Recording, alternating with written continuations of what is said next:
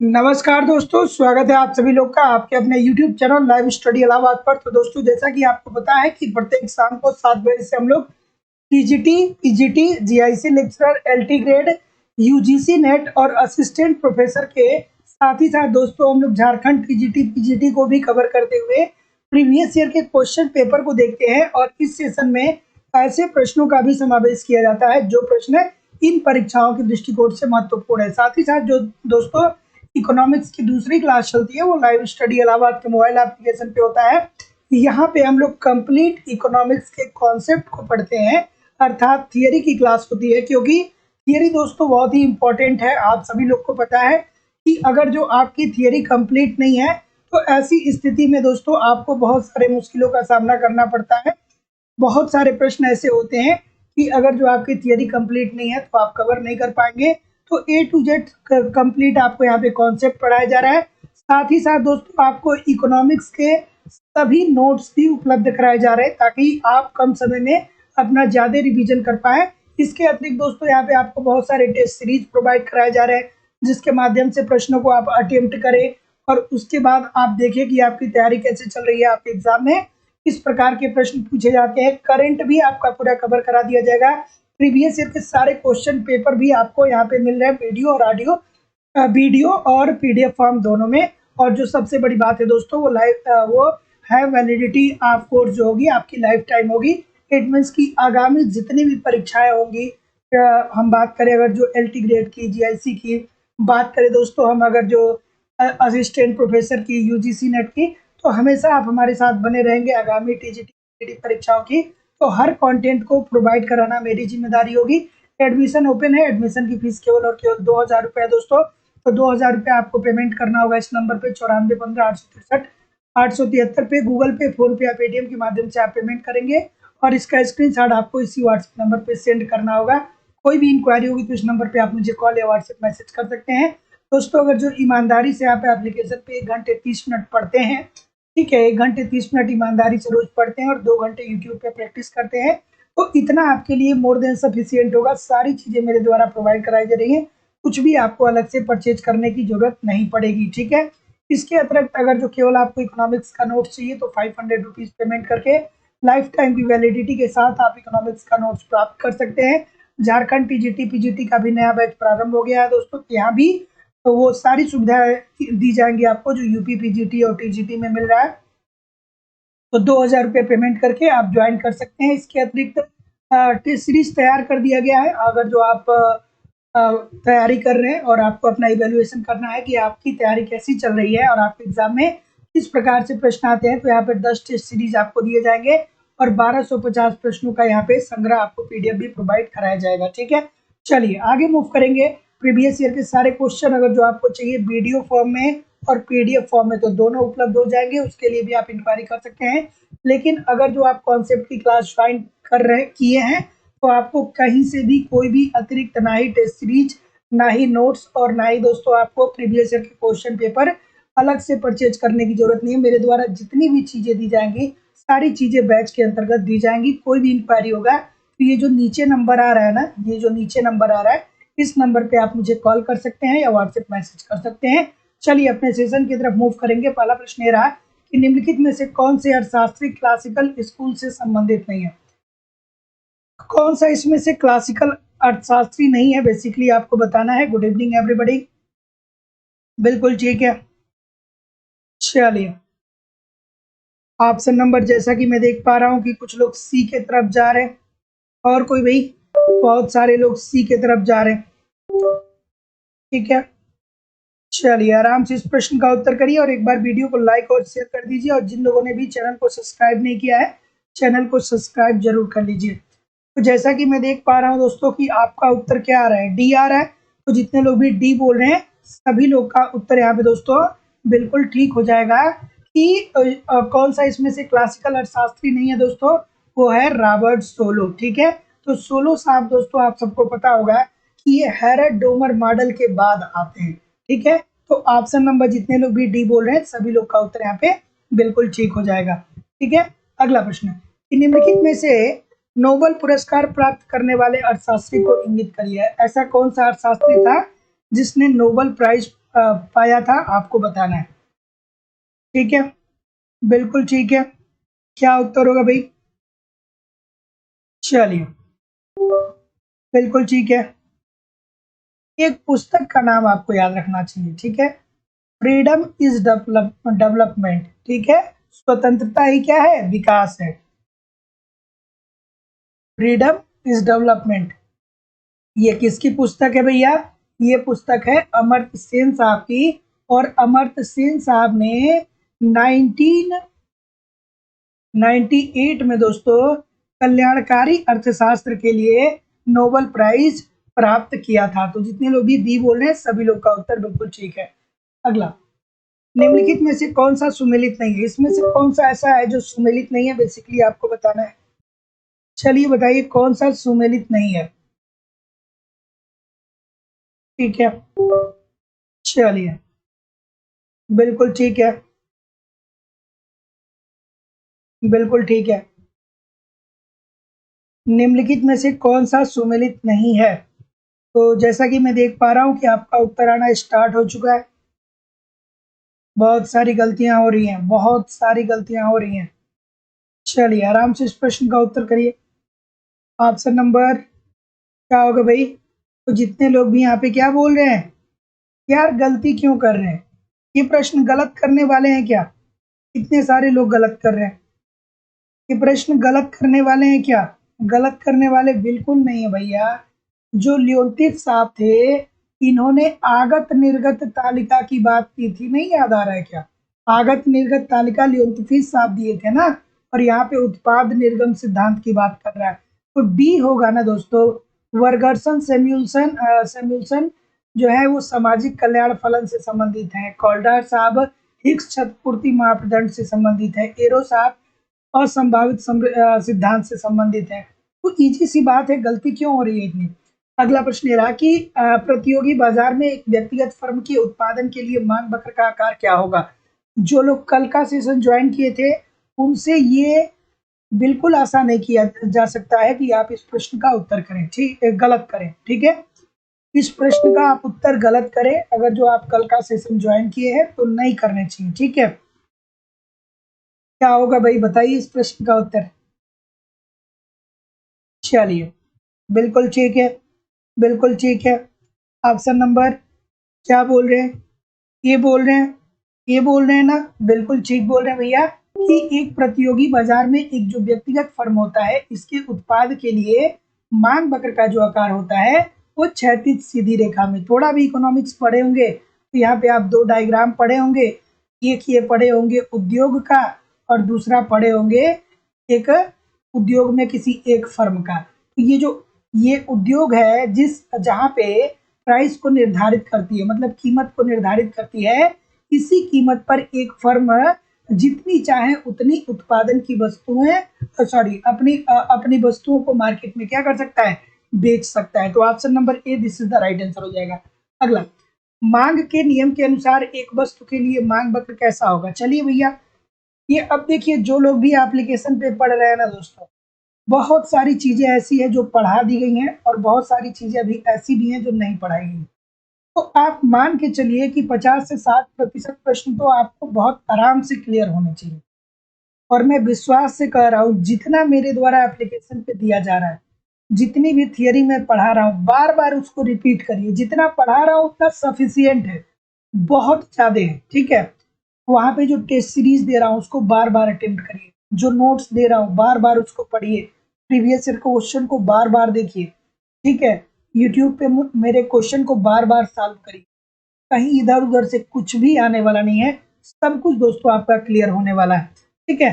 तो जैसा कि मैं देख पा रहा हूँ कि आपका उत्तर क्या आ रहा है भाई? सी आ रहा है ना।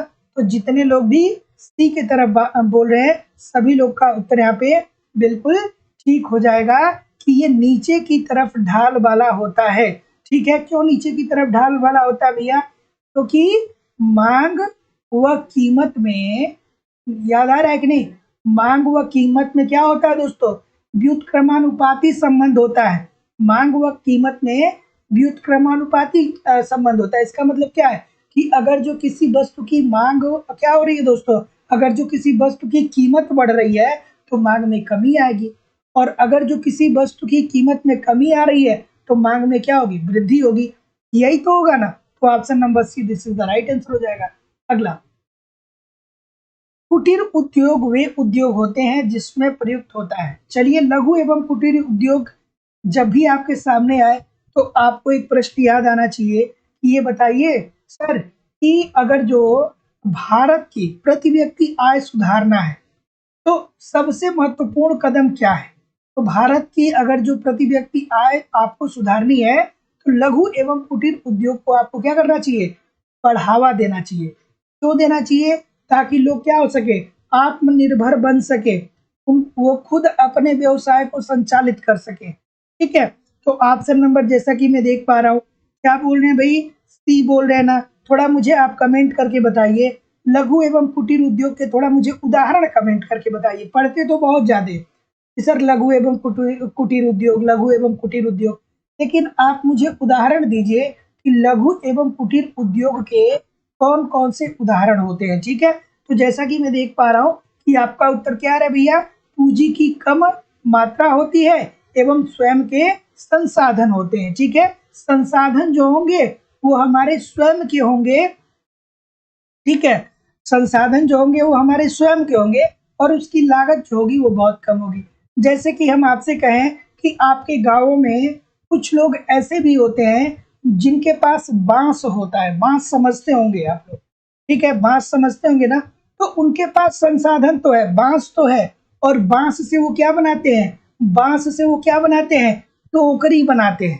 ठीक है, तो बांस से टोकरी बनाना ये क्या आता है दोस्तों, आपके लघु एवं कुटीर उद्योग में आता है कि नहीं आता है। मान लीजिए कि किसी के पास बांस है, बांस को उसने काटा, थोड़ा बहुत उसमें जो टेक्नोलॉजी की जरूरत होती है उस टेक्नोलॉजी को उसने थोड़ा सा पूंजी लगाया और फिर उस बांस से उसने टोकरी बनाना शुरू कर दिया। तो बांस की जो टोकरी बनाता है उसको किसके अंतर्गत रखा जाएगा दोस्तों, लघु एवं कुटीर उद्योग के अंतर्गत रखा जाएगा। साथ ही साथ में आप कहते हैं कि जो चटाई बनाने वाला होता है, जो चटाई होता है ना, उसको जो बनाने वाला होता है उसको भी हम लघु एवं कुटीर उद्योग के अंतर्गत रखेंगे। सूत काटना हो जाएगा। मतलब यहाँ पे संसाधन आपके स्वयं के हैं, लेकिन थोड़ा बहुत इसमें पूंजी लगेगा और आप आत्मनिर्भर बन पाएंगे। तो जितने लोग भी सी बोल रहे हैं ठीक बोल रहे हैं। अगला, निम्नलिखित में से कौन सरकारी व्यय हस्तांतरण भुगतान का प्रकार है। ठीक है, बिल्कुल ठीक है, ठीक है। चलिए, क्या उत्तर होगा भाई।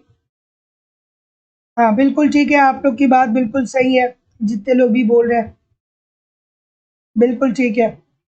महात्मा गांधी जी ने क्या कहा था कि ग्रामों का मोक्ष जो है, गांवों का जो मोक्ष है वो लघु एवं कुटीर उद्योग में समाहित है। इस बात को भी याद रखिएगा। प्रश्न पूछता है कि किसने कहा कि ग्रामों का मोक्ष लघु एवं कुटीर उद्योग में समाहित है, तो महात्मा गांधी जी के द्वारा कहा गया था। अगला प्रश्न आपके सामने ये रहा, बिल्कुल ठीक है। क्या उत्तर हो जाएगा कि निम्नलिखित में से कौन सरकारी व्यय हस्तांतरण भुगतान का प्रकार है। तो जैसा कि मैं देख पा रहा हूँ कि यहाँ पे ऑप्शन नंबर क्या हो जाएगा, बिल्कुल ठीक है। तो जितने लोग भी सी बोल रहे हैं सभी लोग का उत्तर यहाँ पे दोस्तों बिल्कुल ठीक है कि सिविल सेवकों के पेंशन हो गए, जो आपको छात्रवृत्ति मिलती है, छात्रवृत्ति जो आपको मिलती है और जो पेंशन मिलता है, ये क्या दोस्तों, हस्तांतरण आय कहलाता है। इसका मतलब क्या होता है कि सरकार इसे क्या करती है दोस्तों, बिना किसी सेवा के बदले आपको भुगतान करती है। वास्तव में आपको इस सेवा नहीं देते हैं, लेकिन इसके बावजूद सरकार क्या करती है कि आपको भुगतान करती है। जैसे पेंशन हो गया, पेंशन के टाइम आप अपने घर पे बैठे हैं, सरकार क्या कर रहा है कि आपको पेमेंट दे रहा है। छात्रवृत्ति हो गया, आप स्टूडेंट है, उससे सरकार को आप सरकार को प्रत्यक्ष रूप से कोई लाभ नहीं दे रहे हैं, लेकिन फिर भी ये आपको पेमेंट देता है, छात्रवृत्ति देता है। अगला प्रश्न कि जीवन की भौतिक गुणवत्ता का प्रतिपादन किसने किया था। प्रश्न इजी है लेकिन प्रश्न गलती होता है, बहुत सारे लोग गलत करते हैं। जीवन की भौतिक गुणवत्ता, इसके जो अन्य तत्व है वो भी आपको पता होने चाहिए। दोस्तों लाइक और शेयर जरूर कर दिया करिए, निवेदन है सभी लोगों से। जितने लोग भी दोस्तों अभी तक हमारे साथ जुड़े हैं सभी लोग एक बार वीडियो को लाइक और शेयर जरूर करें। ठीक है, क्या उत्तर होगा भाई, ऑप्शन नंबर बिल्कुल ठीक है, बी के तरफ सभी लोग जाएंगे ना, सभी लोग बी के तरफ जाएंगे। कुछ महानुभाव सी बोल रहे हैं। अरे भाई सी क्यों बोल रहे हैं? बी होगा ना। मॉरिस ने दिया था ना दोस्तों जीवन की भौतिक गुणवत्ता सूचकांक, और इसके अंतर्गत कितने तत्वों को शामिल किया था? याद आ रहा है आप लोग को कितने तत्वों को शामिल किया था? तो भैया उन्होंने साक्षरता दर को लिया था, उन्होंने शिशु दर को लिया था, ठीक है, और जीवन प्रत्याशा को उन्होंने दोस्तों लिया था। तो जितने लोग भी बी बोल रहे हैं सभी लोग का उत्तर यहाँ पे बिल्कुल ठीक हो जाएगा। अगला, सामाजिक लेखांकन की अवधारणा किसने दी? अब तो आपके दिमाग में आना चाहिए, अच्छा सर ये सामाजिक लेखांकन का क्या मतलब है? अवधारणा तो चलिए किसी ने दे ही दिया होगा, पता ही चल जाएगा, लेकिन ये सामाजिक लेखांकन से आशय क्या है? चलिए बताइए, इस प्रश्न का उत्तर करिए। बिल्कुल ठीक है, बिल्कुल ठीक है। तो देखिए, याद रखिएगा कि सामाजिक लेखांकन की जो अवधारणा दिया गया था वो हिक्स साहब के द्वारा दिया गया था। और सामाजिक लेखांकन के अंतर्गत हिक्स साहब ने क्या अवधारणा प्रस्तुत की? तो इन्होंने अर्थव्यवस्था के क्रियाकलापों का क्रमबद्ध रूप से वर्णन करने का प्रयास किया। तो सामाजिक लेखांकन के अंतर्गत हिक्स साहब ने किसका लेखांकन किया? कि अर्थव्यवस्था के अंतर्गत अर्थव्यवस्था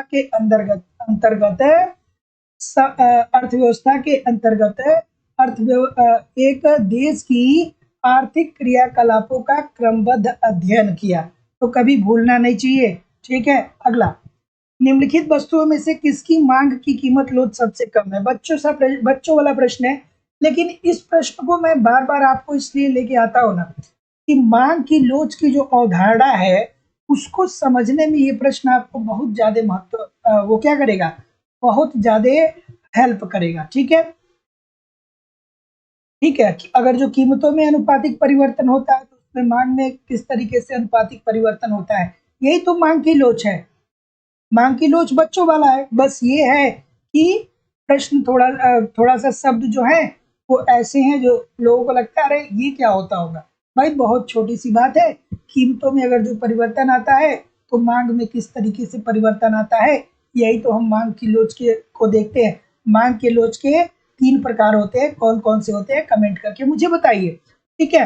तो जैसा कि मैं देख पा रहा हूँ, बिल्कुल ठीक है, तो जैसा कि मैं देख पा रहा हूँ बी बोल रहे हैं ना, सभी लोग का उत्तर यहाँ पे बिल्कुल ठीक हो जाएगा। तो निम्नलिखित वस्तुओं में से किसकी मांग की कीमत लोच सबसे कम है? तो कीमत लोच जो होगी दोस्तों नमक की सबसे कम होगी। नमक अगर जो अभी 20 रुपया पर केजी मिल रहा है, लेकिन यही नमक अगर जो 100 रुपए प्रति केजी भी मिलने लगे तो आप नमक उतना ही क्या करेंगे दोस्तों, उपभोग करेंगे जितना पहले कर देते, क्योंकि ना इस या अगर जो क्या हो जाए 20 रुपए की जगह 1 रुपया प्रति केजी नमक हो जाए तो भी आप उतना ही उपभोग करेंगे जितना आपको जरूरत होगी। तो इसलिए इसकी कीमत लोच क्या होगी दोस्तों, सबसे कम होगी। अगला प्रश्न आपके सामने ये रहा, निम्नलिखित में से कौन सूचकांक काल उत्क्रमण तथा साधन उत्क्रमण दोनों को संतुष्ट करता है? बिल्कुल सही है, मांग की कीमत लोच, मांग की आय लोच और मांग की आड़ी लोच, जिसे मांग की तिरछी लोच बोला जाता है, ठीक है। ठीक है, कीमत में क्या होता है, कीमत में परिवर्तन के कारण मांग में कैसा परिवर्तन आता है, मांग में। और दूसरा मांग की लोच क्या सॉरी आय वाले में क्या होता है, आय लोच के अंतर्गत आय में परिवर्तन से किस तरीके से आपकी मांग प्रभावित होती है, इन्हीं सारी बातों को तो हम पढ़ते हैं ना। अगला प्रश्न, कि निम्नलिखित में से कौन सूचकांक काल उत्क्रमण तथा साधन उत्क्रमण दोनों को संतुष्ट करता है? तो जैसा कि मैं देख पा रहा हूं कि आपका उत्तर क्या आ रहा है, बी आ रहा है। क्या बी सभी लोग कर रहे हैं, या तो सभी लोग जानते हैं या मैक्सिमम लोग कॉपी कर रहे हैं, क्योंकि ये प्रश्न इतना आसानी से तो नहीं आ सकता है, ठीक है। अगर जो आप फीसर का सूचकांक पढ़े होंगे तब आपको अच्छे से पता होगा ये। तो फीसर के सूचकांक के अंतर्गत दोस्तों काल उत्क्रमण तथा साधन उत्क्रमण दोनों को संतुष्ट किया जाता है, तो B according to the question, ठीक है।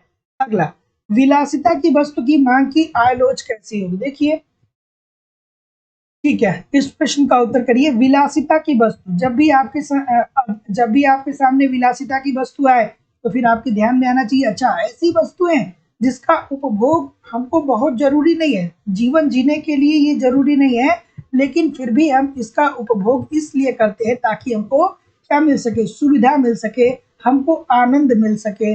जैसे आपका क्या हो गया, फ्रिज हो गया, एसी एयर कंडीशन हो गया, कार हो गया, साथ ही साथ दोस्तों आप कह सकते हैं टेलीविजन हो गया, रेडियो हो गया। ये सारी चीजें जीवन जीने के लिए जरूरी नहीं है, कंपलसरी नहीं है, लेकिन आप क्या करते हैं, आनंद की अनुभूति करने के लिए इन वस्तुओं का प्रयोग करते हैं। तो इसके अंतर्गत क्या होगा भैया, ऑप्शन नंबर ए होगा ना, ये सदैव और सदैव दोस्तों क्या होगा, धनात्मक होगा। और अब धनात्मक क्यों होगा सर, धनात्मक इसलिए होगा भैया कि विलासिता की जो वस्तुएं होती है, इसमें क्या होता है कि वस्तुओं की जब मांग बढ़ती है ना, तो वस्तुओं की जब कीमत बढ़ती है ना, तो मांग में कमी नहीं आती है। ये क्या होता है, इसकी मांग वैसे ही रहती है, या मांग इसकी क्या होती है दोस्तों, बढ़ती चली जाती है। तो option number A this is the right answer यहाँ पे हो जाएगा। अगले प्रश्न की तरफ मूव करेंगे। ये रहा, अर्थशास्त्र में श्रम का विभाजन का सर्वप्रथम उपयोग किसने किया था। श्रम का विभाजन बहुत बार पढ़ते हैं ना दोस्तों, श्रम का विभाजन बहुत बार पढ़ा जाता है ना। दोस्तों मैं विश्वास से कह रहा हूँ, ईमानदारी से जितनी चीजें मैं प्रोवाइड करा रहा हूँ, आप अगर जो देखेंगे ना, ईमानदारी से उतना मुझे फॉलो करते रहेंगे, तो कुछ भी आपके एग्जामिनेशन हॉल में छूटने वाला नहीं है। बशर्ते आप कम से कम 3.5 घंटे मुझे टाइम दीजिए, यूट्यूब पे 2 घंटे से थोड़ा सा कम, और एप्लीकेशन पे 1 घंटे 30 मिनट, सारी चीजें आपकी कवर हो जाएंगी दोस्तों। ठीक है, क्या उत्तर होगा भाई, ठीक है, ऑप्शन नंबर ए बोल रहे हैं। एडम स्मिथ साहब की तरफ कितने सारे लोग जा रहे हैं, एडम स्मिथ साहब की तरफ कितने सारे लोग जा रहे हैं भाई, सभी लोग एडम स्मिथ साहब की तरफ जा रहे हैं, कोई इनके अलावा और नहीं है, तो कोई नहीं है, बिल्कुल ठीक है, अच्छी बात है भैया। एडम स्मिथ ने क्या कहा था, एडम स्मिथ ने कहा था कि जो श्रम का विभाजन है, यही जो होगा वो क्या होगा, अर्थव्यवस्था के विकास के लिए रिस्पॉन्सिबल होगा। तो जितने लोग भी ऑप्शन नंबर क्या बोल रहे हैं, ये बोल रहे हैं, सभी लोग का उत्तर यहाँ पे बिल्कुल ठीक हो जाएगा। श्रम का विभाजन मतलब क्या होगा दोस्तों, कि जिस क्षेत्र में आपको विशिष्टीकरण प्राप्त है, उस क्षेत्र में आप क्या करिए, कार्य करिए, या उस क्षेत्र में आप उत्पादन करिए। तो ये this is the right answer हो जाएगा। अगला, आर्थिक विकास का क्लासिकल मॉडल किस पर जोर देता है। बिल्कुल ठीक है, आर्थिक विकास का क्लासिकल मॉडल किस पर जोर देता है, आपको बताना है। बिल्कुल ठीक है, चलिए, आर्थिक विकास का क्लासिकल मॉडल किस पे जोर देता है। बिल्कुल ठीक है, बिल्कुल, थोड़ा लाइक और शेयर कर दिया करिए, निवेदन है सभी लोगों से, लाइक और शेयर जरूर कर दिया करिए सेशन को। तो जैसा कि मैं देख पा रहा हूँ कि आपका उत्तर क्या आ रहा है भाई, ऑप्शन नंबर क्या आ रहा है, सी आ रहा है। बिल्कुल ठीक है। तो देखिए दोस्तों, मैं बार बार आप लोग को बता रहा था, एप्लीकेशन पे पढ़ा रहा था, तो जो क्लासिकल अर्थशास्त्री थे ना, इन्होंने ये कहा कि सरकार का कोई हस्तक्षेप नहीं होना चाहिए, व्यापार में सरकार का कोई भी हस्तक्षेप नहीं होना चाहिए, अर्थात खुली अर्थव्यवस्था की बात करते हैं। और ये कहते हैं कि आप क्या करिए, पूंजी का संचय करिए, पूंजी का बचत करिए, ताकि भविष्य में चल करके आपकी निवेश की जो पावर हो वो बढ़ सके। तो जितने लोग भी सी बोल रहे हैं, एब्सोल्युटली आप ठीक बोल रहे हैं। अगला प्रश्न आपके सामने ये रहा, the theory of public finance, बहुत इंपॉर्टेंट प्रश्न है, कई बार ये प्रश्न पूछा जा चुका है। चलिए, the theory of public finance के लेखक कौन है, कई बार ये प्रश्न पूछा जा चुका है। बिल्कुल ठीक है, क्या उत्तर होगा भाई। तो जैसा कि मैं देख पा रहा हूँ, ये पुस्तक जानते हैं कब लिखी गई थी, ये पता होना चाहिए आपको, ठीक है, 1959 में ये पुस्तक लिखी गई थी। ठीक है, बिल्कुल ठीक है, बिल्कुल ठीक है। चलिए, ऑप्शन नंबर क्या हो जाएगा, बिल्कुल ठीक है, मशग्रेव साहब की तरफ जा रहे हैं, तो बिल्कुल ठीक जा रहे हैं कि the theory of public finance जो लिखा गया था वो मशग्रेव साहब ने लिखा था। और इसमें दोस्तों इन्होंने सरकार के दायित्वों के 3 घटक बताए थे, कौन कौन से थे दोस्तों, कमेंट करके मुझे बताइए, जरूर कमेंट करके बताइए। ठीक है, अगला प्रश्न आपके सामने ये रहा, क्योंकि ये बहुत बार मैं करवाता रहता हूँ प्रश्न। ये देखिए कितना प्यारा सा प्रश्न आ गया, कई बार पूछा गया है कि सीमांत आगम को निम्नलिखित सूत्र से ज्ञात किया जा सकता है। ठीक है, किस सूत्र से ज्ञात किया जा सकता है, ये सारी चीजें मैं एप्लीकेशन पे पढ़ा दिया हूँ। तो जो लोग भी ईमानदारी से पढ़ते होंगे ना, ये सारी चीजें आपके लिए खेल लगने वाली है। ठीक है, और दोस्तों जिन लोगों ने भी अभी तक लाइव स्टडी इलाहाबाद के मोबाइल एप्लीकेशन पे इकोनॉमिक्स की कॉन्सेप्ट की क्लास नहीं ज्वाइन की, आप जरूर ज्वाइन करिए। यहाँ पे A to Z सारे इकोनॉमिक्स के क्लास आपको पढ़ाए जा रहे हैं। अगर जो आपकी क्लास छूट गई तो सारी क्लास वहाँ पे अवेलेबल रहेंगी, आप एक क्रम से देख सकते हैं। साथ ही साथ दोस्तों वहाँ पे पूरी इकोनॉमिक्स की नोट्स दी जा रही है, बहुत सारे टेस्ट सीरीज दिए जा रहे हैं, बार बार टेस्ट को अटेम्प्ट करिए, देखिए प्रश्न कैसे आ रहे हैं, आपके एग्जाम में कैसे प्रश्न आ रहे हैं, आपको कितने आ रहे हैं, करंट आपका कवर करा दिया जाएगा, प्रीवियस ईयर का सारा क्वेश्चन आपको दिया जा रहा है, वीडियो फॉर्म और PDF फॉर्म दोनों में। क्या बचेगा? कुछ भी बचेगा नहीं दोस्तों। इतने तरीकों से हम लोग इकोनॉमिक्स को तैयार कर रहे हैं, बशर्ते आप एप्लीकेशन पे 1 घंटे 30 मिनट रोज पढ़ा करिए और 1 घंटे 30 मिनट ही दोस्तों यूट्यूब पे प्रैक्टिस करते रहिए। सारी चीजें दोस्तों आपकी क्लियर हो जाने वाली है। एडमिशन ओपन है, एडमिशन की फीस 2000 रुपये है दोस्तों, तो 2000 रुपये आपको पेमेंट करना होगा इस नंबर पे, गूगल पे, फोन पे या पेटीएम के माध्यम से, और इसका स्क्रीनशॉट आपको इसी व्हाट्सएप नंबर पे सेंड करना पड़ेगा। कोई भी इंक्वायरी होगी तो इस नंबर पे आप मुझे कॉल या व्हाट्सएप मैसेज कर सकते हैं। तो जैसा कि मैं देख पा रहा हूँ कि सभी लोग एक ही तरफ, बिल्कुल ठीक है, सभी लोग एक ही तरफ जा रहे हैं। तो जितने लोग भी एक ही तरफ जा रहे हैं सभी लोगों का उत्तर यहाँ पे दोस्तों बिल्कुल ठीक है, TRN-1।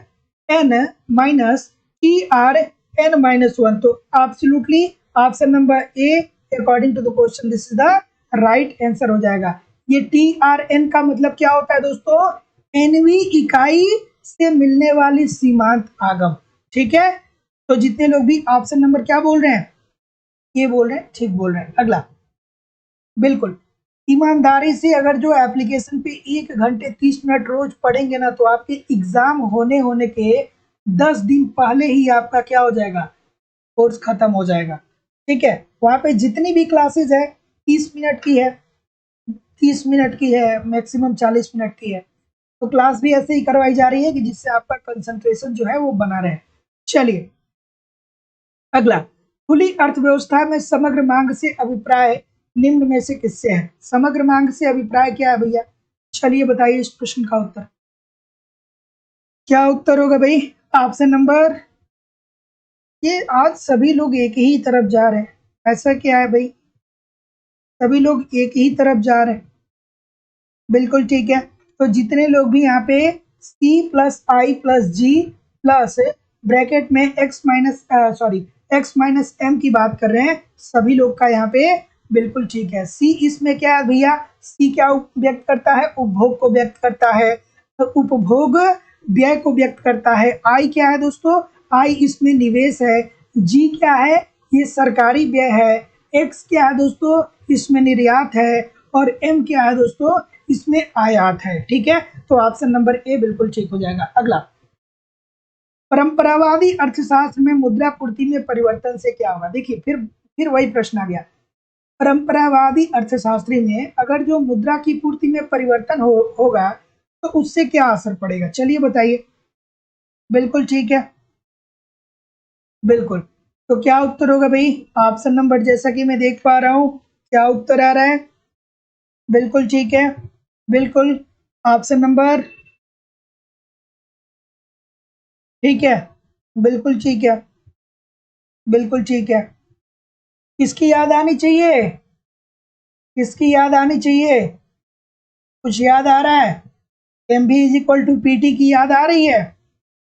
MV is equal to PT का याद आ रहा है ना? और अगर जो MV is equal to PT की याद आ रही है तो फिर आप बहुत आराम से इस प्रश्न का उत्तर ठीक कर सकते हैं कि केवल और केवल कीमतें प्रभावित होती हैं, ठीक है। तो परंपरावादी अर्थशास्त्र में मुद्रा पूर्ति में परिवर्तन से क्या होता है दोस्तों? केवल और केवल जो कीमत होती है वो प्रभावित होता है। अगला प्रश्न आपके सामने दोस्तों ये रहा, इस भुगतान संतुलन राष्ट्र का एक वार्षिक लेखा वितरण है। बच्चों वाला प्रश्न है, ठीक है, बिल्कुल ठीक है, बच्चों वाला प्रश्न है। देखिए अब आपका दिमाग जो है ना दोस्तों थोड़ा सा फास्ट काम करना चाहिए। जैसे अब देखिए यहाँ पे भुगतान संतुलन की बात आ गई, तो भुगतान संतुलन के संदर्भ में वो 3 कंडीशन आपको याद आना चाहिए।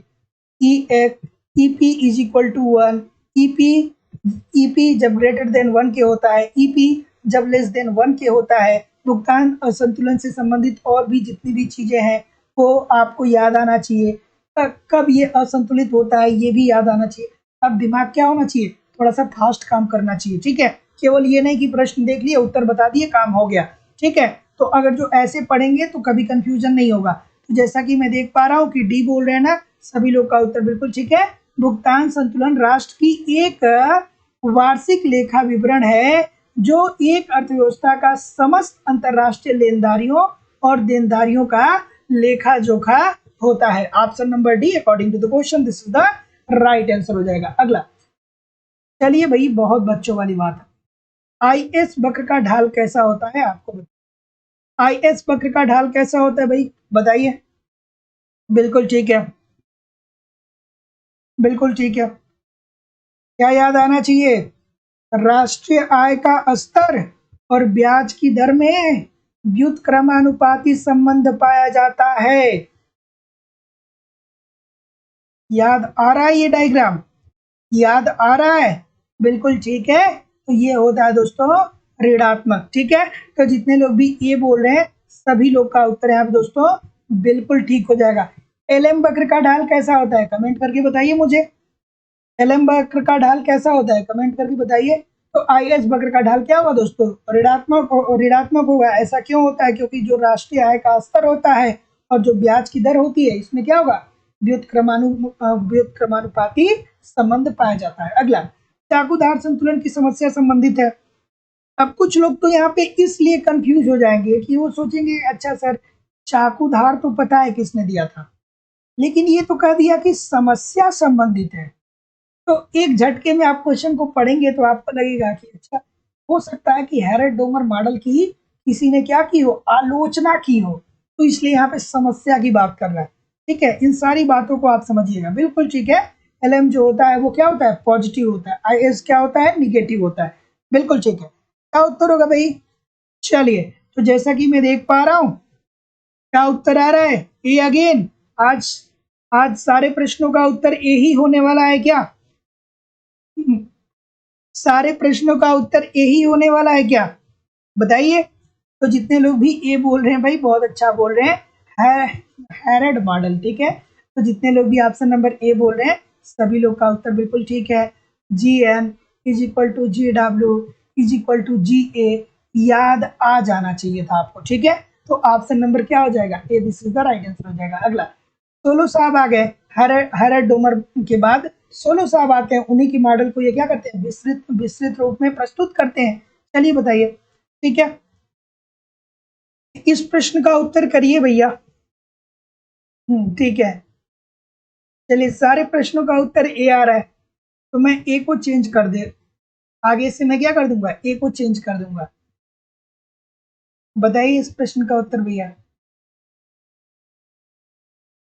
इस सोलो के दीर्घकालीन विकास मॉडल में कौन सी मान्यता गलत है? कौन सी मान्यता गलत है भैया? ऑप्शन नंबर क्या होगा? सी होगा। और कोई भाई? सी की तरफ बहुत सारे लोग जा रहे हैं। तो देखिए सोलो साहब क्या कहते हैं? उत्पादन के दो साधन है। मान्यता याद आनी चाहिए। उत्पादन के दो साधन है, एक तो श्रम है और दूसरा पूंजी है। ठीक है, उसके बाद वो कहते हैं कि जो बचत अनुपात है वो स्थिर है, लेकिन मजदूरी तथा मूल्य तथा मजदूरी जो है वो स्थिर नहीं है। तो जितने लोग भी सी बोल रहे हैं एब्सोल्युटली आप ठीक बोल रहे हैं। अगला प्रश्न आपके सामने ये रहा। उपभोक्ता अतिरेक की अवधारणा किसने दी? थोड़ा सा शांत रहिएगा। जो लोग पुराने हैं, जो लोग मुझे 1 महीने से लगातार फॉलो कर रहे हैं उनके लिए ये बहुत बच्चों वाला प्रश्न है। ठीक है, ठीक है, कि उपभोक्ता अतिरेक की अवधारणा क्या दिया और किसने दिया? और उपभोक्ता अतिरेक होता क्या है?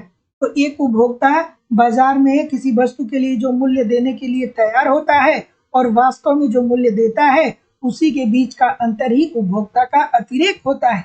इसकी बात कौन करता है भैया? सभी लोग करेंगे। मैंने बोला कि भाई थोड़ी देर मत करिए, तो डी नहीं अब मार्शल लिख के बताएंगे। ठीक है, मतलब बड़े शब्दों में बताएंगे। तो जितने लोग भी डी बोल रहे हैं एब्सोल्युटली आप ठीक बोल रहे हैं कि उपभोक्ता अतिरेक की अवधारणा जो दिया था वो मार्शल साहब के द्वारा दिया गया था। बिल्कुल सही है। अगला बचत का प्रतिफल कहलाता है। प्रश्न बच्चों वाला है लेकिन ट्रिकी है।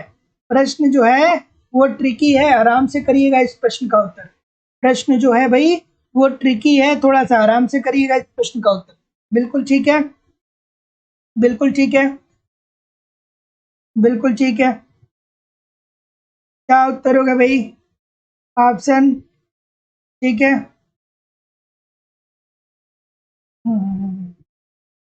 बिल्कुल सही है, ठीक है। चलिए भाई, क्या होगा? ऑप्शन नंबर क्या होगा? बचत किसका प्रतिफल होता है? तो जितने लोग भी यहाँ पे ब्याज दर की बात कर रहे हैं, सभी लोग का उत्तर यहाँ पे बिल्कुल ठीक हो जाएगा। तो जितने लोग भी बी बोल रहे हैं, सभी लोग का उत्तर बिल्कुल ठीक हो जाएगा। और अर्थशास्त्र में दोस्तों आप लोग को पता होगा कि ब्याज को ऋण का क्या माना जाता है? एक तरीके से मूल्य माना जाता है। अभी मैंने एप्लीकेशन पे दोस्तों इसको क्या करवाया था, ठीक है। तो जितने लोग भी बी बोल रहे हैं, सभी लोग का उत्तर ठीक है।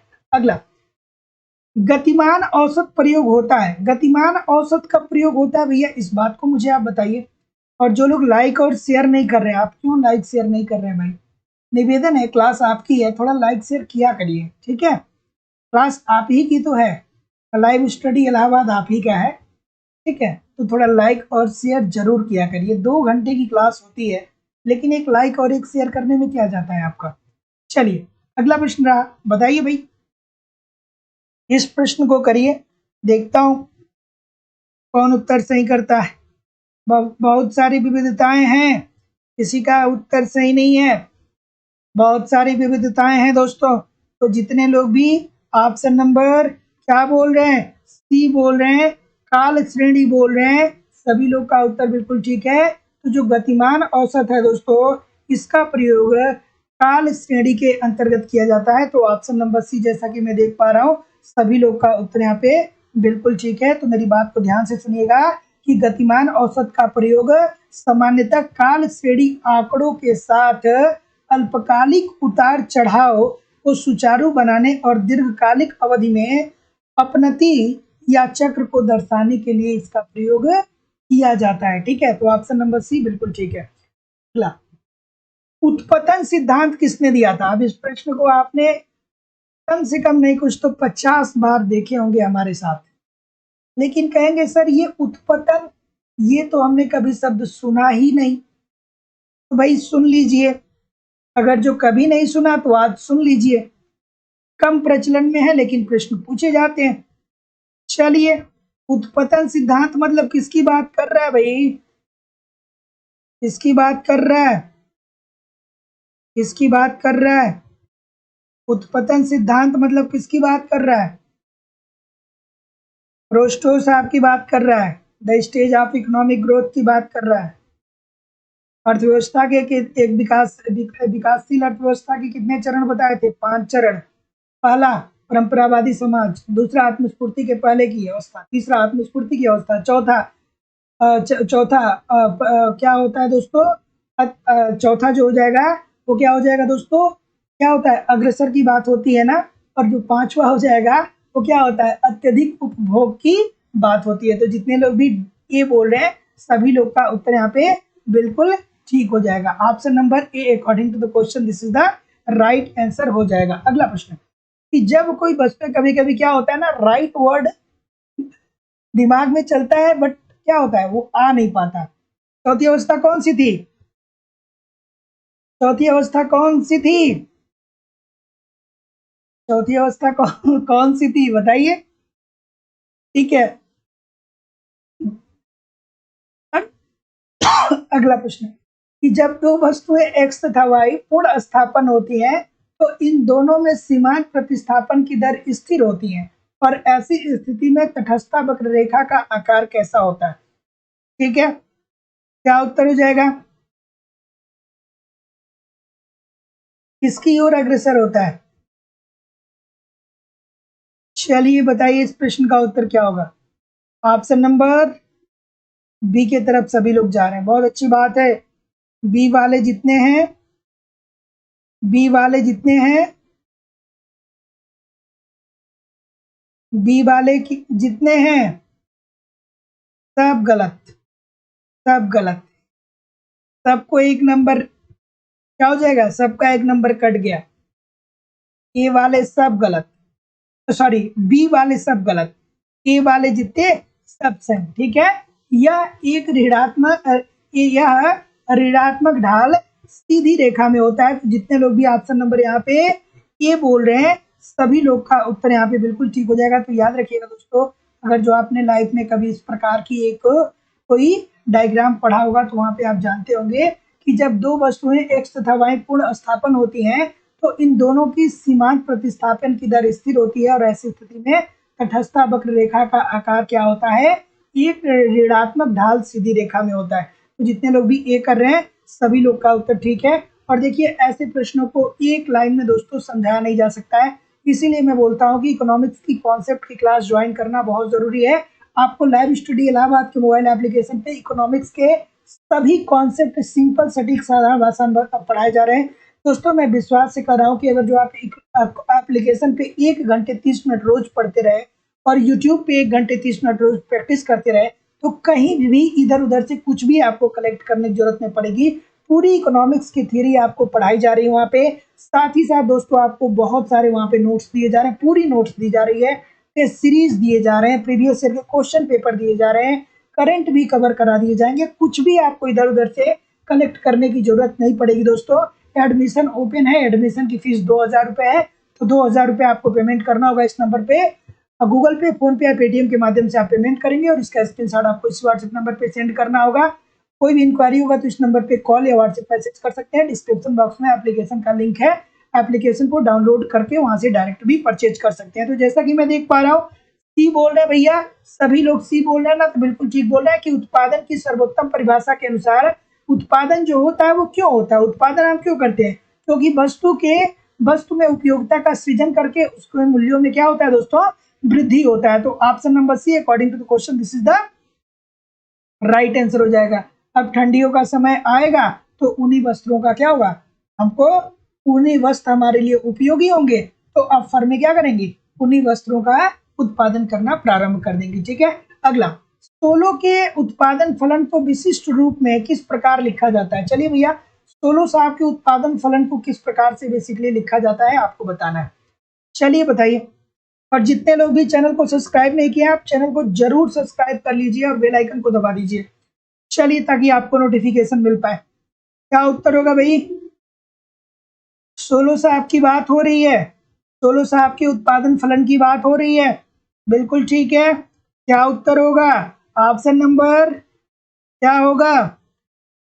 चलिए मैं आपके कमेंट को जैसा कि देख पा रहा हूं तो जितने लोग भी क्या बोल रहे हैं, ये बोल रहे हैं, ये बोल रहे हैं, ये वाले गलत होंगे कि सही, इसका निर्णय कौन करेगा, मैं करूंगा।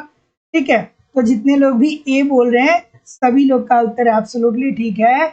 Q is equal to A bracket में T, F ब्रैकेट में K इंटू L, जिसमें दोस्तों क्या होता है, Q का मान क्या है, Q जो है ये उत्पादन को इंडिकेट करता है, A जो है दोस्तों ये A और ब्रैकेट में जो T है ये किसको इंडिकेट करता है, किसी दिए हुए समय में तकनीकी को, और यहाँ पे जो दोस्तों K है ये किसको इंडिकेट करता है, पूंजी को, और ये जो L है ये किसको इंडिकेट करता है दोस्तों, लेबर अर्थात श्रम को।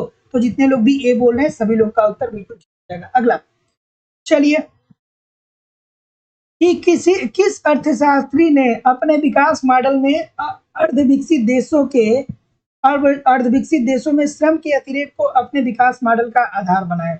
बच्चों वाली बात है भाई, मैं बार बार बोलता रहता हूँ, मेरी वो बातें आपको याद आनी चाहिए अगर जो लगातार आप हमारे साथ जुड़े हैं तो। ठीक है, चलिए इस प्रश्न का उत्तर करिए भाई, बिल्कुल ठीक है। क्या उत्तर हो जाएगा, बिल्कुल ठीक है।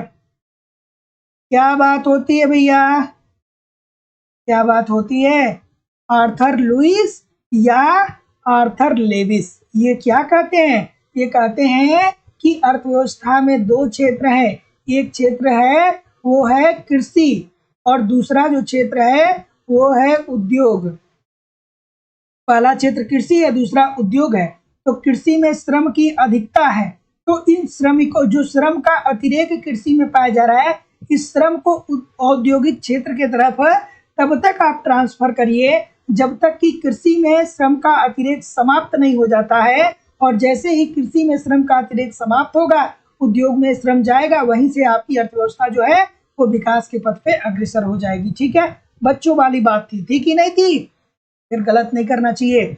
अगला प्रश्न आपके सामने ये रहा, मुद्रास्फीति में मुद्रास्फीति में मुद्रा का मूल्य और वस्तु की कीमत में कैसा संबंध होता है? ठीक है, चलिए कि मुद्रा नोटिफिकेशन क्यों नहीं मिलता है? बेल आइकन को दबाइए, चैनल को सब्सक्राइब करके जो वहाँ नोटिफिकेशन का ऑप्शन होता है उस पर ऑल नोटिफिकेशन को क्लिक करिए, नोटिफिकेशन जरूर मिलेगा। मुद्रास्फीति में मुद्रा का मूल्य और वस्तु की कीमत पर कैसा असर होता है भैया? क्या उत्तर होगा? बिल्कुल ठीक है, ऑप्शन नंबर क्या होगा? ठीक है, क्या होगा? याद आया? याद आया कि नहीं आया? याद आया? तो जितने लोग भी क्या बोल रहे हैं, बी बोल रहे हैं, विपरीत संबंध होता है, सभी लोग का उत्तर बिल्कुल ठीक है। मुद्रा का मूल्य और कीमत में क्या होता है दोस्तों? विपरीत संबंध होता है। मुद्रास्फीति आती है मतलब जब महंगाई आती है तो मुद्रा का मूल्य क्या होता है? कम होता है, और कीमत में क्या होती है दोस्तों? वृद्धि होती है। यही तो होता है ना। तो ऑप्शन नंबर बी बिल्कुल ठीक है। अगला, किसी किस स्थिति में विक्रेता कर भार को पूरी तरह क्रेता पर विवर्तित कर देगा? ठीक है, इस प्रश्न का उत्तर करिए। ठीक है, एलटी में आपको बीएड होना जरूरी है। एलटी का फॉर्म आप तब भर सकते हैं जब आपके पास बीएड की डिग्री हो। अगला, कि किस स्थिति में विक्रेता कर भार को पूरी तरह क्रेता पे विवर्तित कर देगा? कल ये प्रश्न आया था ना। ठीक है, चलिए, बिल्कुल ठीक है, बिल्कुल ठीक है, ठीक है, चलिए, ऑप्शन नंबर बी होगा। कल के सेशन में प्रश्न आया था, बिल्कुल ठीक है।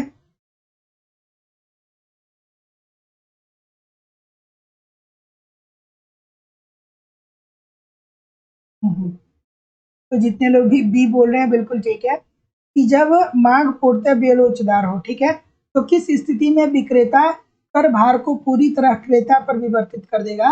जब मांग क्या हो दोस्तों? पूर्णतः बेलोचदार हो। तो ऑप्शन नंबर बी, कई बार इसके कॉन्सेप्ट को मैंने बताया है। अगला, औद्योगिक बीमारी के कारण क्या है? औद्योगिक बीमारी के कारण क्या है वही बताइए।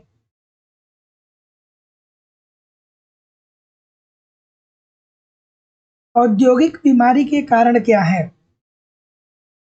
देखिए, मेरी जो क्लास होती है ना, मैं प्रयास करता हूँ कि एक फ्लो में होता रहे।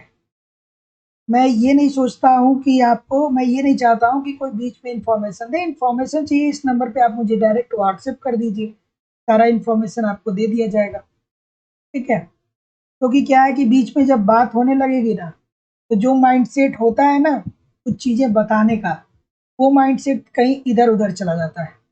मैं प्रयास करता हूँ कि बीच में बातें ना हो, अगर जो हो भी तो थोड़ी बहुत हो। ठीक है, चलिए बताइए इस प्रश्न का उत्तर, कि औद्योगिक बीमारी के कारण क्या है? ठीक है, बिल्कुल ठीक है, क्या उत्तर हो जाएगा? तो जैसा कि मैं देख पा रहा हूँ, ऑप्शन नंबर डी की तरफ सभी लोग जा रहे हैं। तो जितने लोग भी डी के तरफ जा रहे हैं, क्या ठीक जा रहे हैं? डी के तरफ जितने लोग भी जा रहे हैं, क्या ठीक जा रहे हैं? तो ठीक ही जा रहे हैं भैया। कुप्रबंधन है। ठीक है, हमारे उद्योग क्यों नहीं विकास कर रहे हैं? क्योंकि हमारे पास साधन तो प्रचुर मात्रा में है, लेकिन कहीं ना कहीं श्रम का हम समुचित उपयोग नहीं कर पा रहे हैं, या हम साधन का समुचित उपयोग नहीं कर पा रहे हैं।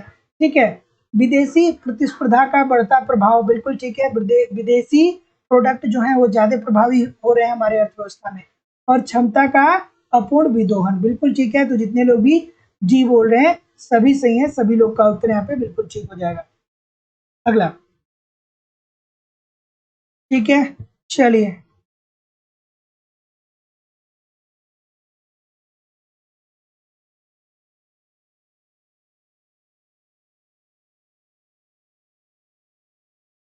नहीं भाई, जीआईसी में बीएड नहीं जरूरी है, एलटी में बीएड जरूरी है। जीआईसी में आप पोस्ट ग्रेजुएट हैं तो फॉर्म भर सकते हैं। ठीक है, इस बात को समझिए। चलिए, एक सेशन में सोचता हूँ केवल आप लोग को इंफॉर्मेशन देने के लिए रख लो, 10 मिनट का रोज लाइव आके। चलिए बताइए कि निम्नलिखित में से कौन सी सांख्यिकी की प्रमुख 4 विधियों में से एक विधि नहीं है। सांख्यिकी की कितनी विधियां होती है दोस्तों? 4 विधि, प्रमुख 4 विधियां होती हैं। इसमें क्या होता है, आंकड़ों का हम लोग संकलन करते हैं, आंकड़ों को हम फिर प्रस्तुत करते हैं, फिर हम आंकड़ों का विश्लेषण करते हैं और उसके बाद आंकड़ों का हम क्या करते हैं, व्याख्या करते हैं। ठीक है, तो जितने लोग भी क्या बोल रहे हैं, विविधीकरण, सभी लोग का उत्तर यहाँ पे बिल्कुल ठीक है। आंकड़ों का संकलन किया जाएगा, फिर आंकड़ों को प्रस्तुत किया जाएगा, आंकड़ों का विश्लेषण किया जाएगा। ठीक है, तो जितने लोग भी ऑप्शन नंबर डी बोल रहे हैं सभी लोग का उत्तर बिल्कुल ठीक है, और उसके बाद आंकड़ों की व्याख्या की जाएगी। ठीक है, देखिए अब जो ये प्रश्न रट के बैठा होगा इस प्रश्न का उत्तर 100% गलत करेगा, क्योंकि ये प्रश्न 2 तरीके से पूछे जाते हैं और हैं बहुत महत्वपूर्ण। ठीक है, ये प्रश्न बहुत महत्वपूर्ण है, 2 तरीके से पूछे जाते हैं। एक जब इसका उत्तर आता है क्या उत्तर आता है, एक जब इसका उत्तर आता है 1 और दूसरा जब इसका उत्तर आता है 0, सॉरी, एक जब इसका उत्तर आता है 0, क्या आता है 0, और दूसरा जब इसका उत्तर आता है अनंत। 2 उत्तर आते हैं। मजे हुए खिलाड़ी होंगे इकोनॉमिक्स के तो जानते होंगे, नहीं होंगे तो नहीं जानते होंगे। ठीक है, चलिए बताइए क्या उत्तर होगा भाई, इजी सी बात है। तो जैसा कि मैं देख पा रहा हूं कि आपका उत्तर क्या आ रहा है, बिल्कुल ठीक है, बिल्कुल ठीक है, बिल्कुल ठीक है। ई होगा कि ए होगा? अब देखिए कितने महानुभाव पड़े, एक दो लोग गलत भी बता रहे हैं। अरे भाई दिमाग को खोलिए, दिमाग कहाँ बंद करके रखे हैं। ये क्या कहा है, ये डेल्टा पी अपान पी को 0 माना है, अर्थात अगर जो डेल्टा एक्स अपान एक्स और पूरे का बटा आप 0 कर देंगे तो ये क्या हो जाएगा दोस्तों, नीचे अगर जो आप 0 का क्या बटा 0 कर देंगे तो ये क्या आएगा, ये अनंत आ जाएगा ना, ये इनफाइनाइट होता है ना भैया, ये इनफाइनाइट होता है ना। तो देखिए सी होगा ना इसका उत्तर। अगर जो डेल्टा एक्स अपान एक्स का मान 0 दिया होता, अगर जो इसका मान 0 दिया होता तब 0 हो जाता, लेकिन डेल्टा पी अपान पी नीचे वाले का मान दिया है तब तो भैया इनफाइनाइट हो जाएगा ना। तो इजी सी बात थी। अगला प्रश्न ये रहा कि सामान्य असंतुलन सिद्धांत का प्रथम वैज्ञानिक विश्लेषण प्रस्तुत किया गया था, किसके द्वारा किया गया था भैया? बिल्कुल ठीक है, और निवेदन है दोस्तों थोड़ा सा ध्यान रखिएगा कि जो लोग भी अभी एडमिशन ले रहे हैं कृपया करके आप कॉल या मैसेज न करिए, आपको अभी 5 मिनट के अंदर अंदर बैच में ऐड कर दिया जाएगा। एडमिशन के लिए जो लोग पेमेंट करते हैं उनको लगता है कि पैसा सही जगह पे पहुंचा कि नहीं, उसके बाद वो नॉन स्टॉप कॉल करते हैं और फिर नॉन स्टॉप क्या करते हैं, मैसेज करते हैं। जब आप पेमेंट का मेथड अपनाएंगे तो या तो उसमें लाइव स्टडी इलाहाबाद लिख के आएगा, या मेरा जो नाम है, नाम क्या है, नीलोत्पल मणि त्रिपाठी, वो लिख के आएगा। ठीक है, तो कंफर्म हो लीजिए, कोई दिक्कत नहीं है। चलिए बताइए इस प्रश्न का उत्तर क्या होगा। सामान्य संतुलन सिद्धांत का प्रथम वैज्ञानिक विश्लेषण प्रस्तुत किया गया, किसके द्वारा किया गया भैया बताइए।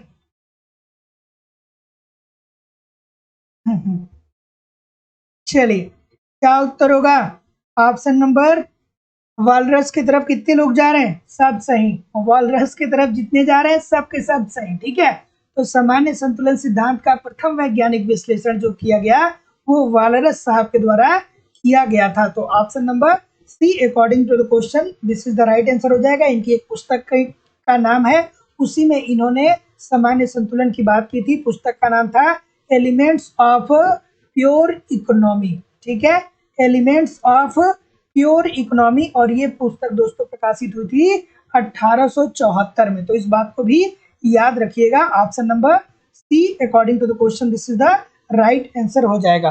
ठीक है, और क्या कहा था ये याद आ रहा है, वालरस का नियम याद आ रहा है, याद आना चाहिए भाई, नहीं याद आ रहा है तो याद आना चाहिए। क्या कहा था इन्होंने, कहा था ना कि क्या कहा था इन्होंने कि सभी बाजारों में सभी कीमतों तथा मात्राएं एक दूसरे को प्रभावित करके एक साथ निर्धारित होती हैं। सभी बाजार में सभी कीमतें और मात्राएं एक दूसरे को प्रभावित करके एक साथ निर्धारित होती हैं। यही इन्होंने सामान्य संतुलन सिद्धांत के अंतर्गत कहा था। अगला, ए ट्रीटाइज ऑन मनी के लेखक कौन है? बताइए। और ट्रीटाइज ऑन मनी के लेखक कौन है भाई? बताइए इस प्रश्न का उत्तर। लाइक शेयर क्यों नहीं करते हैं भाई? लाइक शेयर क्यों नहीं करते हैं? थोड़ा लाइक शेयर क्या करिए, क्लास आपकी है तो इतनी तो नैतिकता बनती है कि लाइक शेयर करना चाहिए। 2 घंटे की लगातार क्लास आपकी चल रही है, जितने लोग लाइव देखते हैं उतने लोग भी लाइक और शेयर नहीं करते हैं। डिस्क्रिप्शन बॉक्स में टेलीग्राम का लिंक है, उसको जरूर ज्वाइन कर लीजिए। ठीक है, क्या उत्तर होगा? ऑप्शन नंबर डी बोल रहे हैं। और कोई भैया? डी के अलावा और कोई? डी के अलावा और कोई है? डी के अलावा कोई और है? नहीं है? डी के अलावा कोई नहीं है तो जितने भी डी है सब गलत। ठीक है, डी वाले जितने हैं सब गलत। ठीक है, और ट्रीटाइज ऑन मनी की बात हो रही है, डी जितने। अर्चना गौतम जी बहुत अच्छा, किन्स की बात किया है इन्होंने। सभी लोग इनके लिए क्लैपिंग कर दीजिए। बहुत कम लोग, 2-4 लोग हैं जो बताए हैं। ठीक है, तो जितने लोग भी किन्स की बात कर रहे हैं दोस्तों, सभी लोग का उत्तर यहाँ पे बिल्कुल ठीक है। ये 1930 में किन्स साहब के द्वारा लिखी गई थी। ठीक है, और the theory of employment interest and money, ये भी इनकी पुस्तक है। तो ये ऑप्शन नंबर बी बिल्कुल ठीक हो जाएगा। त्वरक संबंधित है किससे? कोई बहादुर है? नहीं, कोई बहादुर नहीं है। चलिए, इस प्रश्न का उत्तर करिए। त्वरक किससे संबंधित है भाई? बताइए। हाँ, जितने लोग ने बताया सबके लिए क्लैपिंग था। ठीक है, चलिए। ठीक है, बताइए कि त्वरक किससे संबंधित है भाई? इजी सी बात है, अब आपके दिमाग में आना चाहिए कि त्वरक की अवधारणा किसने दी थी। त्वरक की अवधारणा किसने दी थी? याद आ रहा है? बिल्कुल ठीक है। त्वरक की अवधारणा किसने दिया था? कमेंट करके मुझे बताइए। कमेंट करके मुझे बताइए कि त्वरक की अवधारणा किसने दिया था। बिल्कुल ठीक है, बिल्कुल ठीक है। तो ऑप्शन नंबर क्या होगा भाई? इतने सारे लोग गलत कर रहे हैं। प्रेरित निवेश होगा ना भाई? ठीक है, प्रेरित निवेश होगा ना, कि त्वरक जो संबंधित है वो प्रेरित प्रेरित निवेश से संबंधित है। और इसके अंतर्गत क्या कहा गया था? यही तो कहा गया था ना कि जब उपभोक्ता वस्तुओं की मांग में वृद्धि होती है तो पूंजी वस्तुओं में निवेश में वृद्धि हो जाती है। तो प्रेरित निवेश की बात होगी ना दोस्तों। तो जितने लोग भी ये बोल रहे हैं सभी लोग का उत्तर है दोस्तों बिल्कुल ठीक है। ठीक है, थोड़ा सा ध्यान से देखिएगा। ऑस्ट्रेलियन साहब पहली बार, बाद में जेबी क्लार्क साहब ने विकसित किया था। बच्चों वाले प्रश्न को बड़े लोग गलत कर रहे हैं, अच्छी बात नहीं है। ठीक है, ठीक है, नहीं है। उच्च शक्ति मुद्रा का सूत्र क्या होता है? अच्छा, इस प्रश्न में गलत क्यों किए यार? ये तो गलत, ये गलत होने का पात्र नहीं था ये प्रश्न। ये गलती का पात्र नहीं था प्रश्न, फिर गलत क्यों हुआ? नहीं होना चाहिए था। ठीक है, चलिए बताइए इस प्रश्न का उत्तर कि उच्च शक्ति मुद्रा का सूत्र क्या है भाई? उच्च शक्ति मुद्रा को किस रूप में हम लिखते हैं? बिल्कुल ठीक है, याद आना चाहिए कि उच्च मुद्रा शक्ति से आशय होता है कि भारतीय रिजर्व बैंक तथा सरकार द्वारा निर्गमित मुद्रा। ठीक है, तो क्या उत्तर हो जाएगा? ऑप्शन नंबर बी बोल रहे हैं ना भाई? बिल्कुल ठीक है। H is equal to C plus R R plus E R. H क्या है दोस्तों? इसमें उच्च मुद्रा शक्ति को इंडिकेट करता है। सी क्या है? लोगों के पास जो नकदी है, लोगों के पास जो नकदी है उसको ये इंडिकेट करता है। आर आर दोस्तों क्या है? आर जो है वो रिजर्व बैंक के पास जमा है। और ई आर क्या है दोस्तों? अन्य जमा है। ठीक है, याद होना चाहिए। अगला प्रश्न आपके सामने ये रहा। चलिए भैया, चलिए इस प्रश्न का उत्तर करिए।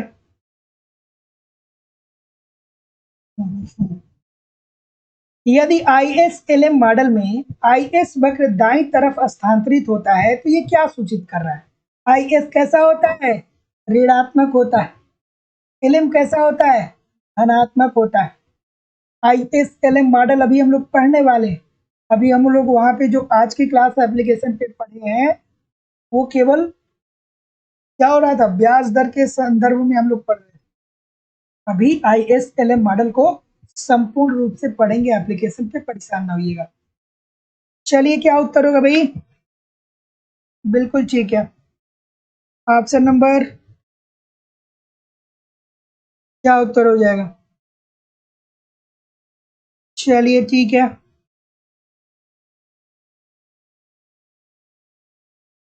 चलिए ऑप्शन नंबर डी बोल रहे हैं क्या? डी वाले कितने महानुभाव हैं? सभी हैं। ठीक है।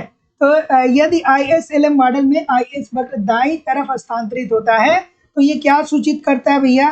तो जितने लोग भी ऑप्शन नंबर क्या बोल रहे हैं, डी बोल रहे हैं, सभी लोग डी बोल रहे हैं, जितने लोग भी डी बोल रहे हैं बिल्कुल ठीक बोल रहे हैं। ये इंडिकेट करता है कि विनियोग में क्या हो रही है? वृद्धि हो रही है। ठीक है। कि यदि ISLM मॉडल में IS वक्र दाईं तरफ स्थानांतरित होता है तो क्या ये सूचित करता है कि विनियोग में वृद्धि हो रही है? ऑप्शन नंबर डी बिल्कुल ठीक है। चलिए अच्छा सा प्रश्न है। ठीक है। कि किसका मॉडल तीन भिन्न वृद्धि दरों की अवधारणाओं पर आधारित है? चलिए भाई बताइए। अच्छा तो मतलब आप लोग ये चाहते हैं कि जो ट्रेडिशनल टीचर होते थे वैसे मैं पढ़ाऊं, ऐसे बोलूं कि किसका विकास मॉडल तीन भिन्न वृद्धि दरों की अवधारणाओं पे आधारित है? इस प्रश्न का उत्तर करिए। ठीक है। ट्रेडिशनल जो टीचर होते हैं जो हमारे जनरेशन में थे वो ऐसे ही तो थे। चीजें अपग्रेड हो रही हैं। चलिए बताइए इस प्रश्न का उत्तर क्या होगा? तो जैसा कि मैं देख पा रहा हूँ कि सी के तरफ बी के तरफ जा रहे हैं, बी के तरफ जा रहे हैं भाई, बी के तरफ जा रहे हैं तो बिल्कुल ठीक है। प्राकृतिक वृद्धि दर, वास्तविक वृद्धि दर और अभिष्ट वृद्धि दर। ठीक है। प्राकृतिक वृद्धि दर, वास्तविक वृद्धि दर और अभिष्ट वृद्धि दर। ठीक है। तो जितने लोग भी ऑप्शन नंबर क्या बोल रहे हैं, हेरड साहब को बोल रहे हैं, सभी लोग का उत्तर यहाँ पे बिल्कुल ठीक हो जाएगा। अगले प्रश्न की तरफ मूव करेंगे। अगला प्रश्न आपके सामने रहा कि हैरड मॉडल के अनुसार यदि जी बराबर हो GW के तो कौन सी बातें सही हैं महानुभाव, आप लोग बताइए। चलिए बताइए। चलिए ठीक है, बताइए इस प्रश्न का। ठीक है, क्या उत्तर हो जाएगा? ठीक है, क्या उत्तर होगा भाई? चलिए कंसंट्रेट करिए। ऑप्शन नंबर ए बोल रहे हैं, ए बोल रहे हैं, बिल्कुल ठीक है। कि अगर जो जी ए ग्रेटर देन है GW के तो ये इंडिकेट करता है कि दीर्घकालीन स्थिति उत्पन्न होगी। ठीक है। Option number A according to the question this is the right answer हो जाएगा। अगर जो वास्तविक दर बड़ी होगी किससे? अभिष्ट दर से, तो ऐसी अर्थव्यवस्था में दीर्घकाल में क्या होगा दोस्तों? स्थिति उत्पन्न होगा। अगला प्रश्न आपके सामने ये रहा कि आत्मस्फूर्ति की अवस्था के बाद कौन सी अवस्था आती है? चलिए बताइए। बिल्कुल ठीक है। फिर से याद आने चाहिए, the stage of economic growth Rostow साहब ने दिया था। आर्थिक विकास के 5 चरण कौन कौन से थे भाई? परंपरागत समाज, आत्मस्फूर्ति के पूर्व की अवस्था, आत्मस्फूर्ति की अवस्था, परिपक्वता की ओर अग्रसर और अत्यधिक उपभोग। देखिए वहां पे बता रहा था तो परिपक्वता की ओर अग्रसर वाला क्या कर रहा था? मिस हो जा रहा था, यहाँ पे आ गया। ठीक है। इस प्रश्न का उत्तर करिए। चलिए क्या उत्तर होगा भाई? क्या उत्तर होगा? सी होगा ना। गलती क्यों हो रही है भाई? गलती क्यों हो रही है? परिपक्वता की अवस्था की बात हो रही है ना। परंपरागत समाज पहली अवस्था, दूसरी अवस्था आत्मस्फूर्ति के पूर्व की अवस्था, तीसरी अवस्था आत्मस्फूर्ति की अवस्था, चौथी अवस्था परिपक्वता की ओर अग्रसर और पांचवी अवस्था अत्यधिक उपभोग। जब एप्लीकेशन पे पढ़ाया था तो तीसरी या चौथी क्लास थी जिसमें हमने रोस्टो साहब के स्टेज ऑफ इकोनॉमिक ग्रोथ को रोस्टो साहब के आर्थिक विकास के चरण को बताया था। ठीक है, तो देखिए एप्लीकेशन पे ईमानदारी से पढ़ रहे हैं ना, तो आपको कहीं से भी कुछ भी कलेक्ट करने की जरूरत नहीं है। सारी चीजें दोस्तों मेरे द्वारा आपको प्रोवाइड कराई जा रही हैं। ठीक है, विकासशील देशों में कौन सी बेरोजगारी पाया जाता है? अब चलिए, सॉरी, विकसित देशों की बात करना है, सॉरी, विकसित देशों में कौन सी बेरोजगारी पाई जाती है? ठीक है, विकसित देशों में कौन सी बेरोजगारी पाई जाती है भैया? देखिए, यहाँ पे मिसप्रिंट हो है बेसिकली, क्योंकि आयोग ने इस प्रश्न का उत्तर गलत माना है। विकासशील यहाँ पे होना चाहिए, विकासशील। ठीक है, अगर जो ये प्रश्न पूछता कि विकासशील देशों में कौन सी बेरोजगारी पाई जाती है, तब भैया एक बात मुझे आप बताइए कि जो विकसित देश होते हैं वो वहां पे इतनी प्रचंड मात्रा में बेरोजगारी थोड़ी पाई जाती है कि वहां पे बेरोजगारी का मापन होता है कि ये संरचनात्मक बेरोजगारी, ये चक्री बेरोजगारी, ये घर्षणात्मक। और कुछ तो महानुभाव डी बोल रहे हैं कि चक्री बेरोजगारी और घर्षणात्मक दोनों पाई जाएगी। ये विकसित की बात कर रहा है, ये विकासशील की बात नहीं कर रहा है। अगर जो विकासशील की बात करता है तब आप करते तो क्या होता, ठीक होता। लेकिन लोक सेवा आयोग ने इस प्रश्न का उत्तर गलत माना है। ठीक है, और सबको एक एक नंबर दे दिया गया। अगर जो दोस्तों विकासशील होता तब जाके ऑप्शन नंबर ए हो जाता। हम सबसे ज्यादा संरचनात्मक बेरोजगारी पाई जाती है, क्योंकि संरचनात्मक बेरोजगारी ऐसी बेरोजगारी होती है जहां पे आपको आपकी क्षमता के अनुसार, कार्य क्षमता के अनुसार आपको रोजगार नहीं मिल पाता है। अगला प्रश्न आपके सामने ये रहा। ठीक है, अगला प्रश्न, सांख्यिकी समंको का मुख्य लक्षण है। मैं ये थोड़ी कह रहा हूं कि बेरोजगारी पाई नहीं जाती है, बिल्कुल पाई जाती है। ऐसा थोड़ी है कि विकसित देशों में बेरोजगारी नहीं पाई जाती, लेकिन बहुत ही अल्प मात्रा में पाई जाती है। ठीक है, बिल्कुल ठीक है, कि सांख्यिकी समंको का मुख्य लक्षण है। आयोग ने उसका उत्तर गलत माना है, जितना मैं कह रहा हूं उतना समझिए। ठीक है, आयोग ने उसका, लोक सेवा आयोग ने, अर्थात लोक सेवा आयोग कौन एग्जाम करवाया होगा? एलटी ग्रेड का करवाया होगा, तो एलटी ग्रेड में आया होगा वो प्रश्न, का उत्तर गलत माना गया। ठीक है, अगला, कि सांख्यिकी समंको का मुख्य लक्षण क्या है?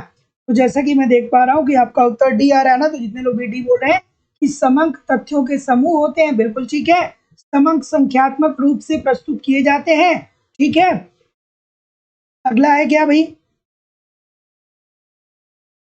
अगला क्या है? अगला है कि समंकों को गणना द्वारा, अनुमान द्वारा एकत्र किया जाता है। तो सभी सही हो जाएंगे। Option number D, according to the question, this is the right answer हो जाएगा।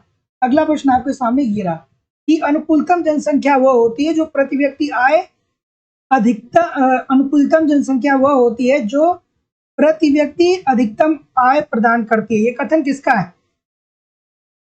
चलिए, इस प्रश्न का उत्तर करिए भाई। इजी सी बात है, एक तो अनुकूलतम टैक्सेशन की बात होती है, अब यहाँ पे अनुकूलतम जनसंख्या की बात हो रही है। चलिए भाई बताइए क्या उत्तर हो जाएगा? ऑप्शन नंबर, ठीक है, क्या बोल रहे हैं? बिल्कुल ठीक है। जितने लोग भी डाल्टन साहब की तरफ जा रहे हैं सभी लोग का उत्तर बिल्कुल ठीक है। कुछ याद आ रहा है? कुछ याद आ रहा है कि नहीं आ रहा है? किसको इन्होंने अनुकूलतम जनसंख्या किसको कहा था? तो अनुकूलतम जनसंख्या से अभिप्राय ऐसी जनसंख्या से है जहां पे लोगों की प्रति व्यक्ति आय क्या हो? अधिकतम हो। जहां पे जिस देश की जनसंख्या में लोगों के प्रति व्यक्ति आय अधिकतम होगी, इट मीन्स कि वो देश क्या है? अनुकूलतम जनसंख्या की स्थिति में है। सी बिल्कुल ठीक है। अगला, उदासीन वक्र विश्लेषण में उपभोक्ता का संतुलन बिंदु वहां होगा कीमत अथवा बजट रेखा। चलिए आराम से इस प्रश्न का उत्तर करिए, मोस्ट इंपॉर्टेंट प्रश्न है, बहुत बार पूछा जा चुका है। और दोस्तों जितने लोग भी अभी तक लाइव स्टडी इलाहाबाद के मोबाइल एप्लीकेशन पे इकोनॉमिक्स के कॉन्सेप्ट की क्लास नहीं ज्वाइन किया, जरूर ज्वाइन करिए। सब कुछ आपका यहाँ पे क्लियर करवाया जा रहा है, पूरी कॉन्सेप्ट पढ़ाई जा रही है, पूरी इकोनॉमिक्स की नोट्स दी जा रही है दोस्तों, आपको टेस्ट सीरीज प्रोवाइड कराया जा रहा है, साथ ही साथ करंट भी कवर कराया जा रहे हैं, प्रीवियस ईयर के क्वेश्चन पेपर भी है।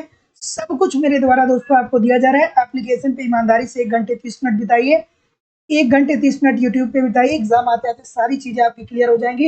एडमिशन ओपन है, एडमिशन की फीस 2000 रुपया दोस्तों। 2000 रुपया आपको इस नंबर पे पेमेंट करना होगा, गूगल पे, फोन पे या पेटीएम के माध्यम से, और उसका स्क्रीनशॉट आपको इसी व्हाट्सएप नंबर पे सेंड करना होगा। कोई भी इंक्वायरी होगी तो इस नंबर पे आप कॉल कर सकते हैं, व्हाट्सएप मैसेज कर सकते हैं। डिस्क्रिप्शन बॉक्स में एप्लीकेशन का लिंक दिया गया, एप्लीकेशन को डाउनलोड करके वहां से डायरेक्ट भी परचेज कर सकते हैं। तो जैसा कि मैं देख पा रहा हूँ कि आपका उत्तर क्या आ रहा है, सी आ रहा है, कुछ लोग सी, कुछ लोग ए बोल रहे हैं। और कोई भैया? ये होगा, ये होगा भाई, ये होगा कि उदासीन वक्र विश्लेषण में उपभोक्ता का संतुलन बिंदु वहां है जहां कीमत अथवा बजट रेखा उदासीन वक्र को स्पर्श करता है। तो जितने लोग भी ऑप्शन नंबर ए बोल रहे हैं, सभी लोग का उत्तर यहाँ पे बिल्कुल ठीक हो जाएगा। अगर जो आपने इस तरीके का कोई डायग्राम पढ़ा होगा तो आप जानते होंगे। ठीक है,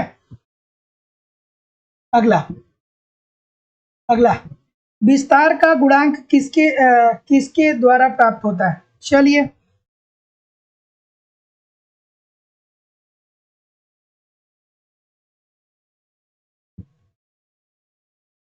ठीक है, विस्तार का गुणांक किसके द्वारा प्राप्त होता है, बेसिकली आपको बताना है। बिल्कुल ठीक है, हाँ ठीक है। विस्तार का गुणांक किसके द्वारा प्राप्त होगा? यार कितने क्वेश्चन सही करने होंगे, और एक से एक यहाँ पे क्या है, भविष्य जानने वाले भी हैं। लोग बता देंगे आज ही की कट ऑफ कितना जाएगा। ठीक है, तो जितने लोग भी बी कर रहे हैं ठीक बोल रहे हैं, तो B according to the question this is the right answer हो जाएगा। m1 प्लस m0 अपान m1 माइनस m0। m1 क्या इंडिकेट करता है भैया? m1 इंडिकेट करता है अधिकतम मान को, और m0 क्या इंडिकेट करता है? न्यूनतम मान को। Option number B according to the question this is the right answer हो जाएगा। बाउले का विषमता गुणांक किसके द्वारा प्राप्त होता है? ठीक है यार, ये अनुमान मत लगाया करिए कि इतने प्रश्न करना है। आप ये सोचिए कि 125 में से 125 प्रश्न पूरे करने, और जो लोग बताते हैं कि कट ऑफ कितना जाएगा या कितना सही करना है, पेपर अगर जो आपका बहुत इजी आ गया ना, तो इस बार पीजीटी पे 115 क्वेश्चन, 125 में से 115 प्रश्न करके आप सेफ नहीं रहेंगे। प्रश्न पत्र इजी आ गया तो 125 में से 115 या 120 क्वेश्चन भी करके सेफ नहीं रहेंगे। और पेपर टफ आ गया ना, तो ऐसा भी हो सकता है कि आप 110 पे सेफ रहें, 105 पे सेफ रहें। ये तो आपके पेपर के प्रकृति पे डिपेंड करेगा। ठीक है, तो इस बात को थोड़ा कॉमन सेंस लगाइए, शिक्षक बनने जा रहे हैं। ठीक है, चलिए इस प्रश्न का उत्तर करिए कि बाउले का विषमता गुणांक किसके द्वारा प्राप्त होता है।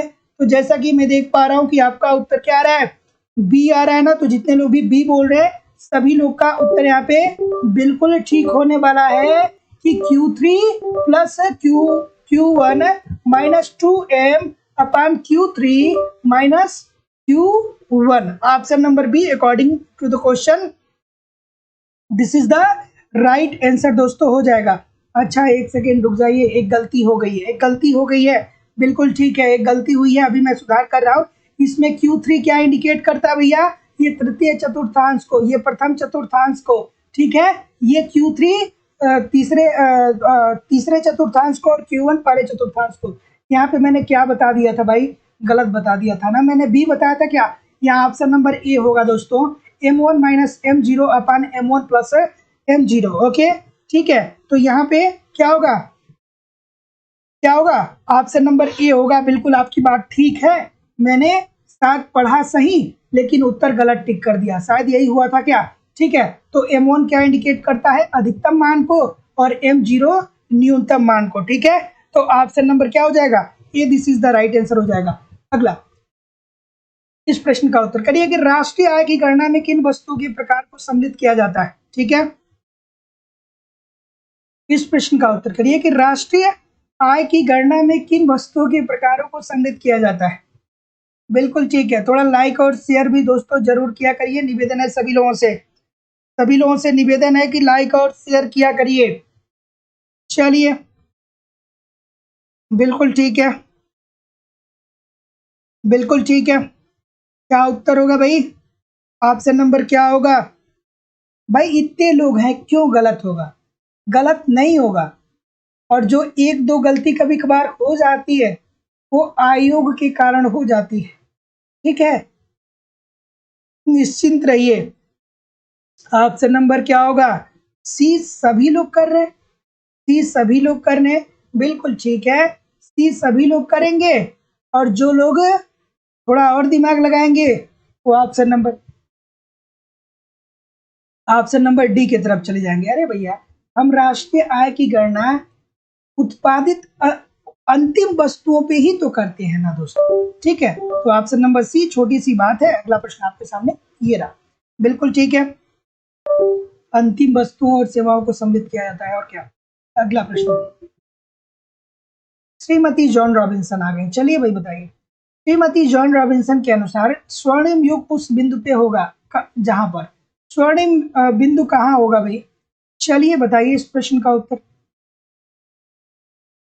श्रीमती जॉन रॉबिन्सन के अनुसार स्वर्णिम युग उस बिंदु पे होगा, कहाँ पे होगा?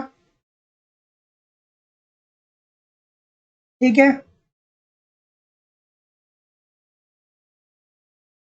चलिए क्या उत्तर होगा? क्या याद आना चाहिए? क्या याद आना चाहिए? Delta K upon K is equal to delta N upon N. याद आ रहा है? याद आना चाहिए, ये भी पूछ लेता है। ठीक है, ठीक है, बिल्कुल ठीक है। चलिए क्या उत्तर होगा भाई? तो ऑप्शन नंबर जितने लोग भी बी बोल रहे हैं कि श्रीमती जॉन रॉबिन्सन के अनुसार स्वर्णिम युग उस बिंदु पे होगा जहां पे जनसंख्या की वृद्धि दर बराबर होगी पूंजी के वृद्धि दर पे। Option number B according to the question this is the right answer दोस्तों, यहाँ पे हो जाएगा, है ना। अगला प्रश्न आपके सामने ये रहा। लेविस का कृषि विकास प्रारूप कितने क्षेत्रों के बीच संबंध की व्याख्या करता है?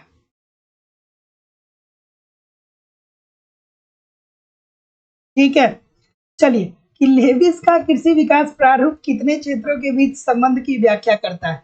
भैया लेविस साहब जितनी बार आए ना, मैं बार बार आपको कहूंगा कि ये कहते हैं, एक लाइन में है, समझ लीजिएगा, कभी भी भूलिएगा नहीं। ये नए बच्चों के लिए, पुराने वाले तो जानते होंगे सर क्या बोलने वाले हैं। ठीक है, पुराने वालों को पता है सर क्या बोलने वाले हैं, नए वाले जो है वो सुनिएगा कि लेविस के अनुसार कृषि विकास प्रारूप कितने क्षेत्रों के बीच संबंध की व्याख्या करता है? तो चलिए, तो जितने लोग भी ऑप्शन नंबर क्या बोल रहे हैं, देखिए अब बोल रहा हूँ, सुनिए ध्यान से सुनिएगा। लेविस साहब कहते हैं कि अर्थव्यवस्था के दो क्षेत्र हैं, एक कृषि है और दूसरा क्या है? उद्योग है। उद्योग मतलब पूंजीवादी क्षेत्र है।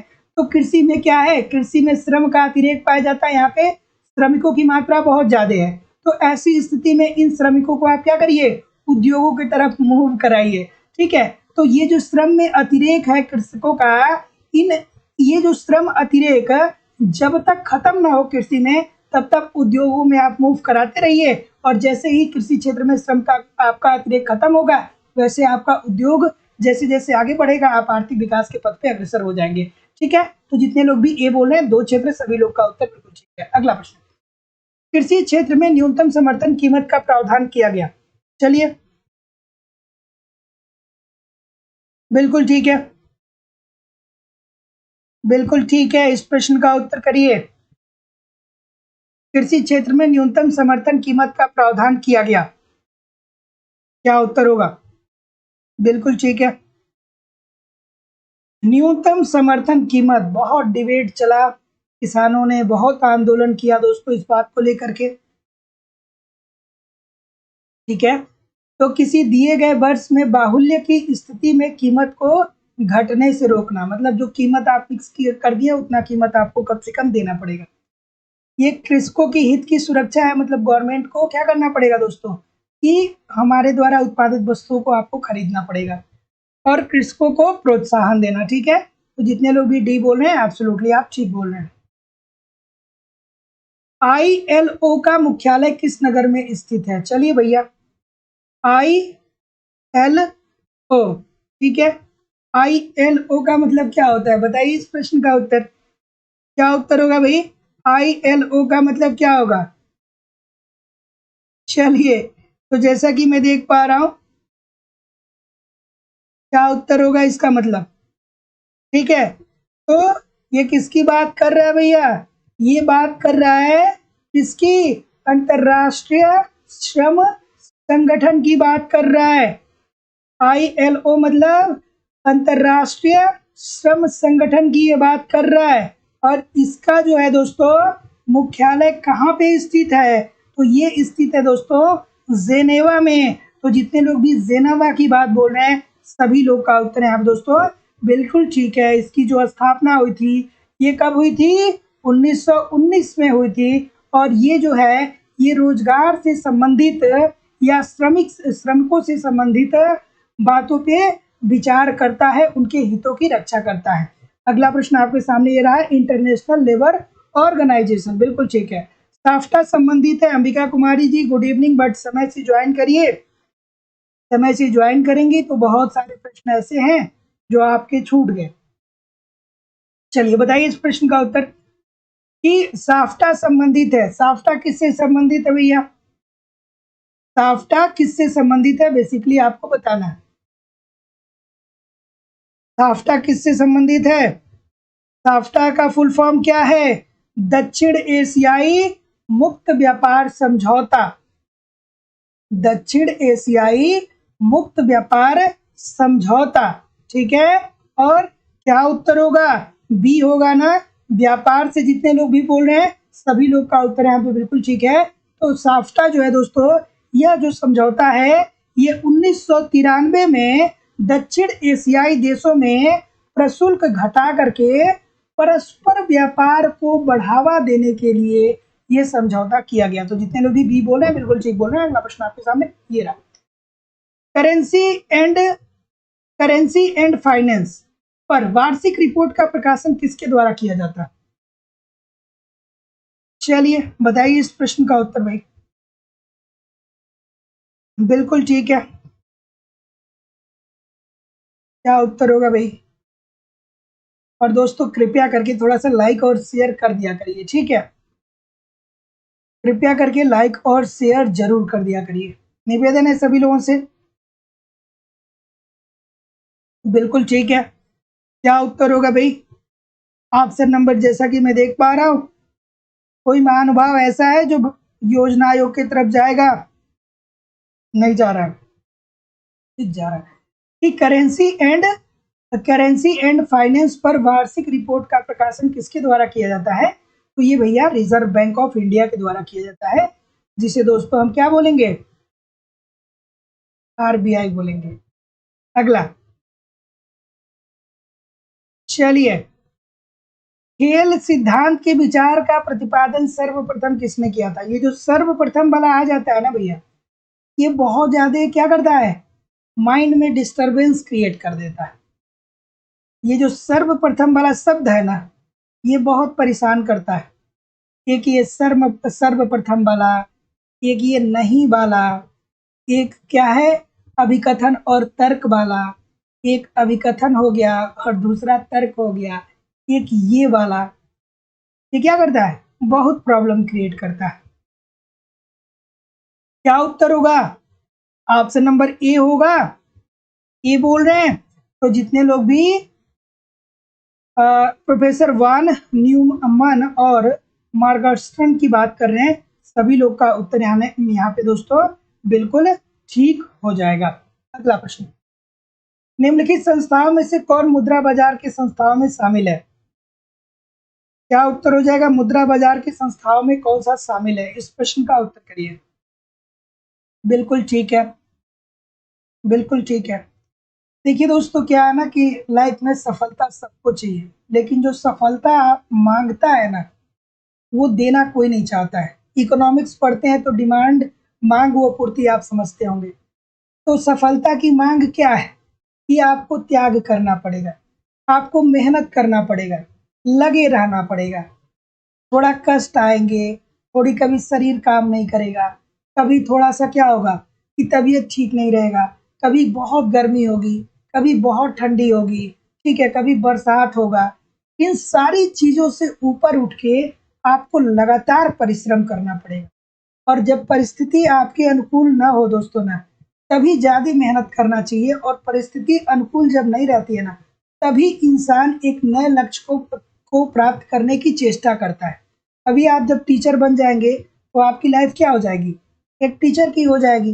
जैसे आधी जिंदगी बिताया, सुबह नाश्ता किए, फिर लंच बॉक्स तैयार किए, पढ़ने चले गए, फिर आए थोड़ा सा टीवी देखे, खेले, सो गए।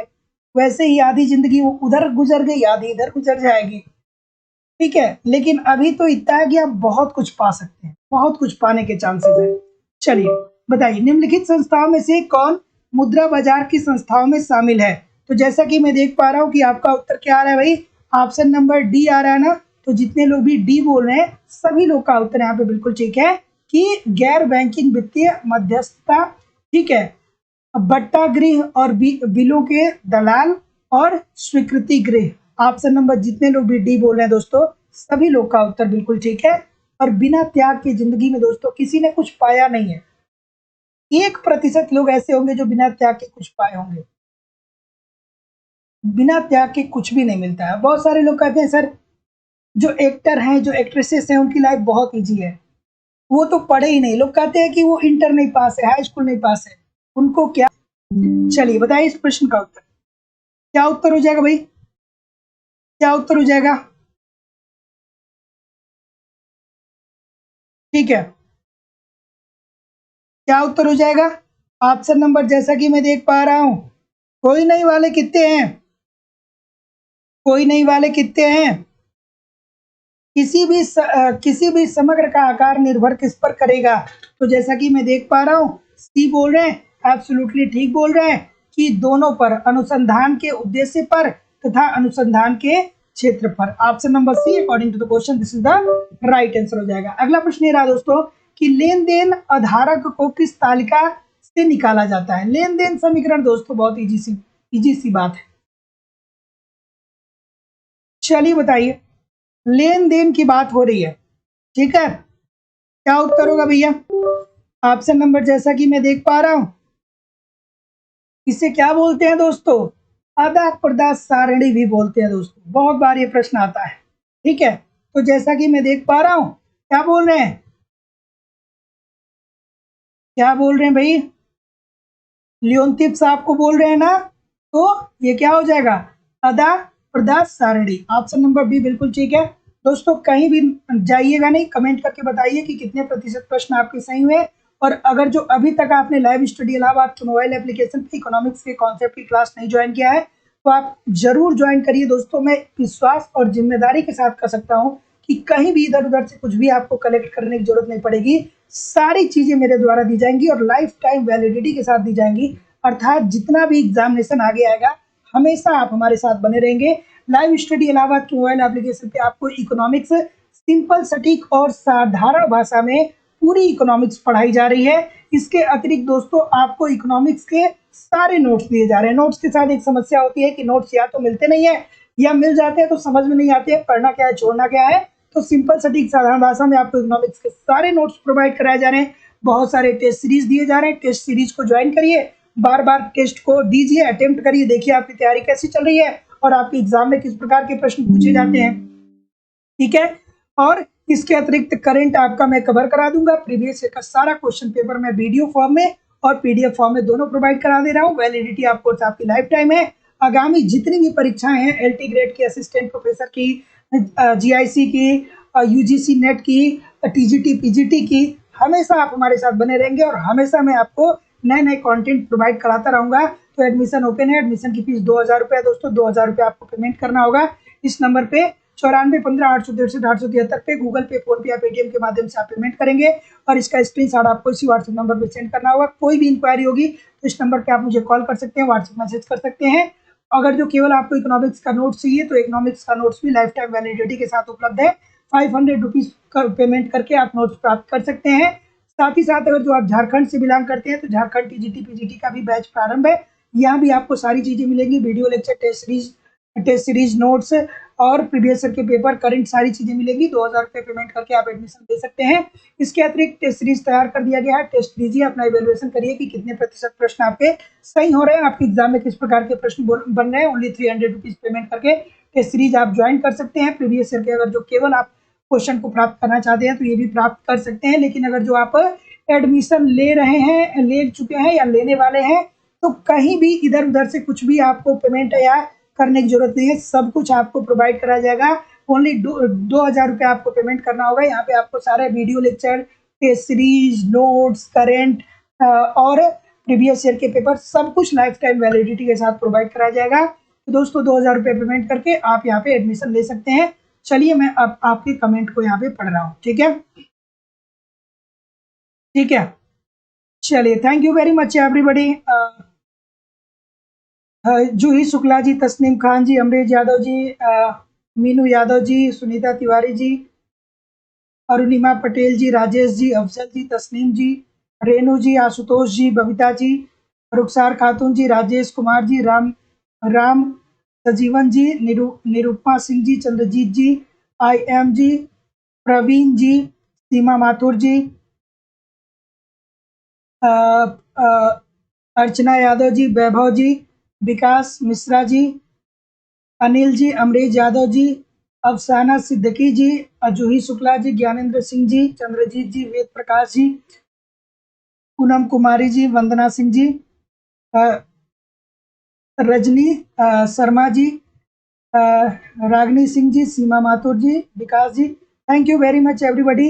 रिया जी, वेद प्रकाश जी और Suman ji, thank you very much everybody. और दोस्तों एक बात हमेशा हम लोग को याद रखनी चाहिए कि लाइफ में क्या है ना कि डिफिकल्टीज लाइफ के पार्ट है। हमेशा डिफिकल्टीज आती रहेंगी, कुछ ना कुछ समस्याएं बनी रहेंगी आपके सामने। ऐसा कोई भी नहीं है कि जिसके सामने डिफिकल्टीज नहीं आती है, समस्याएं नहीं बनी रहती। समस्या हमेशा बना रहेगा, इसमें कहीं कोई डाउट नहीं। लेकिन इस समस्याओं के बावजूद भी जो निरंतर अपने पथ पे अग्रसर होता है, अपने लक्ष्य के प्रति अग्रसर होता है, वो अपने लक्ष्य को देखता है, उसको पाने की चेष्टा करता है, उसको सफलता जरूर मिलती है। दोस्तों हमेशा लाइफ में कुछ ना कुछ तो है ही यार, वो पड़ा रहेगा। वो एक अलग सा पार्ट है। जैसे बहुत सारे लोग थोड़ी सी प्रॉब्लम आती है तो हतोत्साहित होकर कहते हैं कि यार बहुत हुआ, अब नहीं होगा। यार स्ट्रगल ही लाइफ है। तो अगर जो आपने किसी भी लक्ष्य को निर्धारित किया है, उस लक्ष्य के पास तरफ दौड़िए, मेहनत करते रहिए, सफलता जरूर मिलेगी। ठीक है, और मिलेंगे कल शाम को 7 बजे, एप्लीकेशन पे भी कल मिलेंगे। तो मिलते हैं नेक्स्ट क्लास में। तब तक के लिए पढ़ते रहिए, जाते जाते वीडियो को शेयर करते हुए जाइए, लाइक करते हुए जाइए। नमस्कार दोस्तों, धन्यवाद।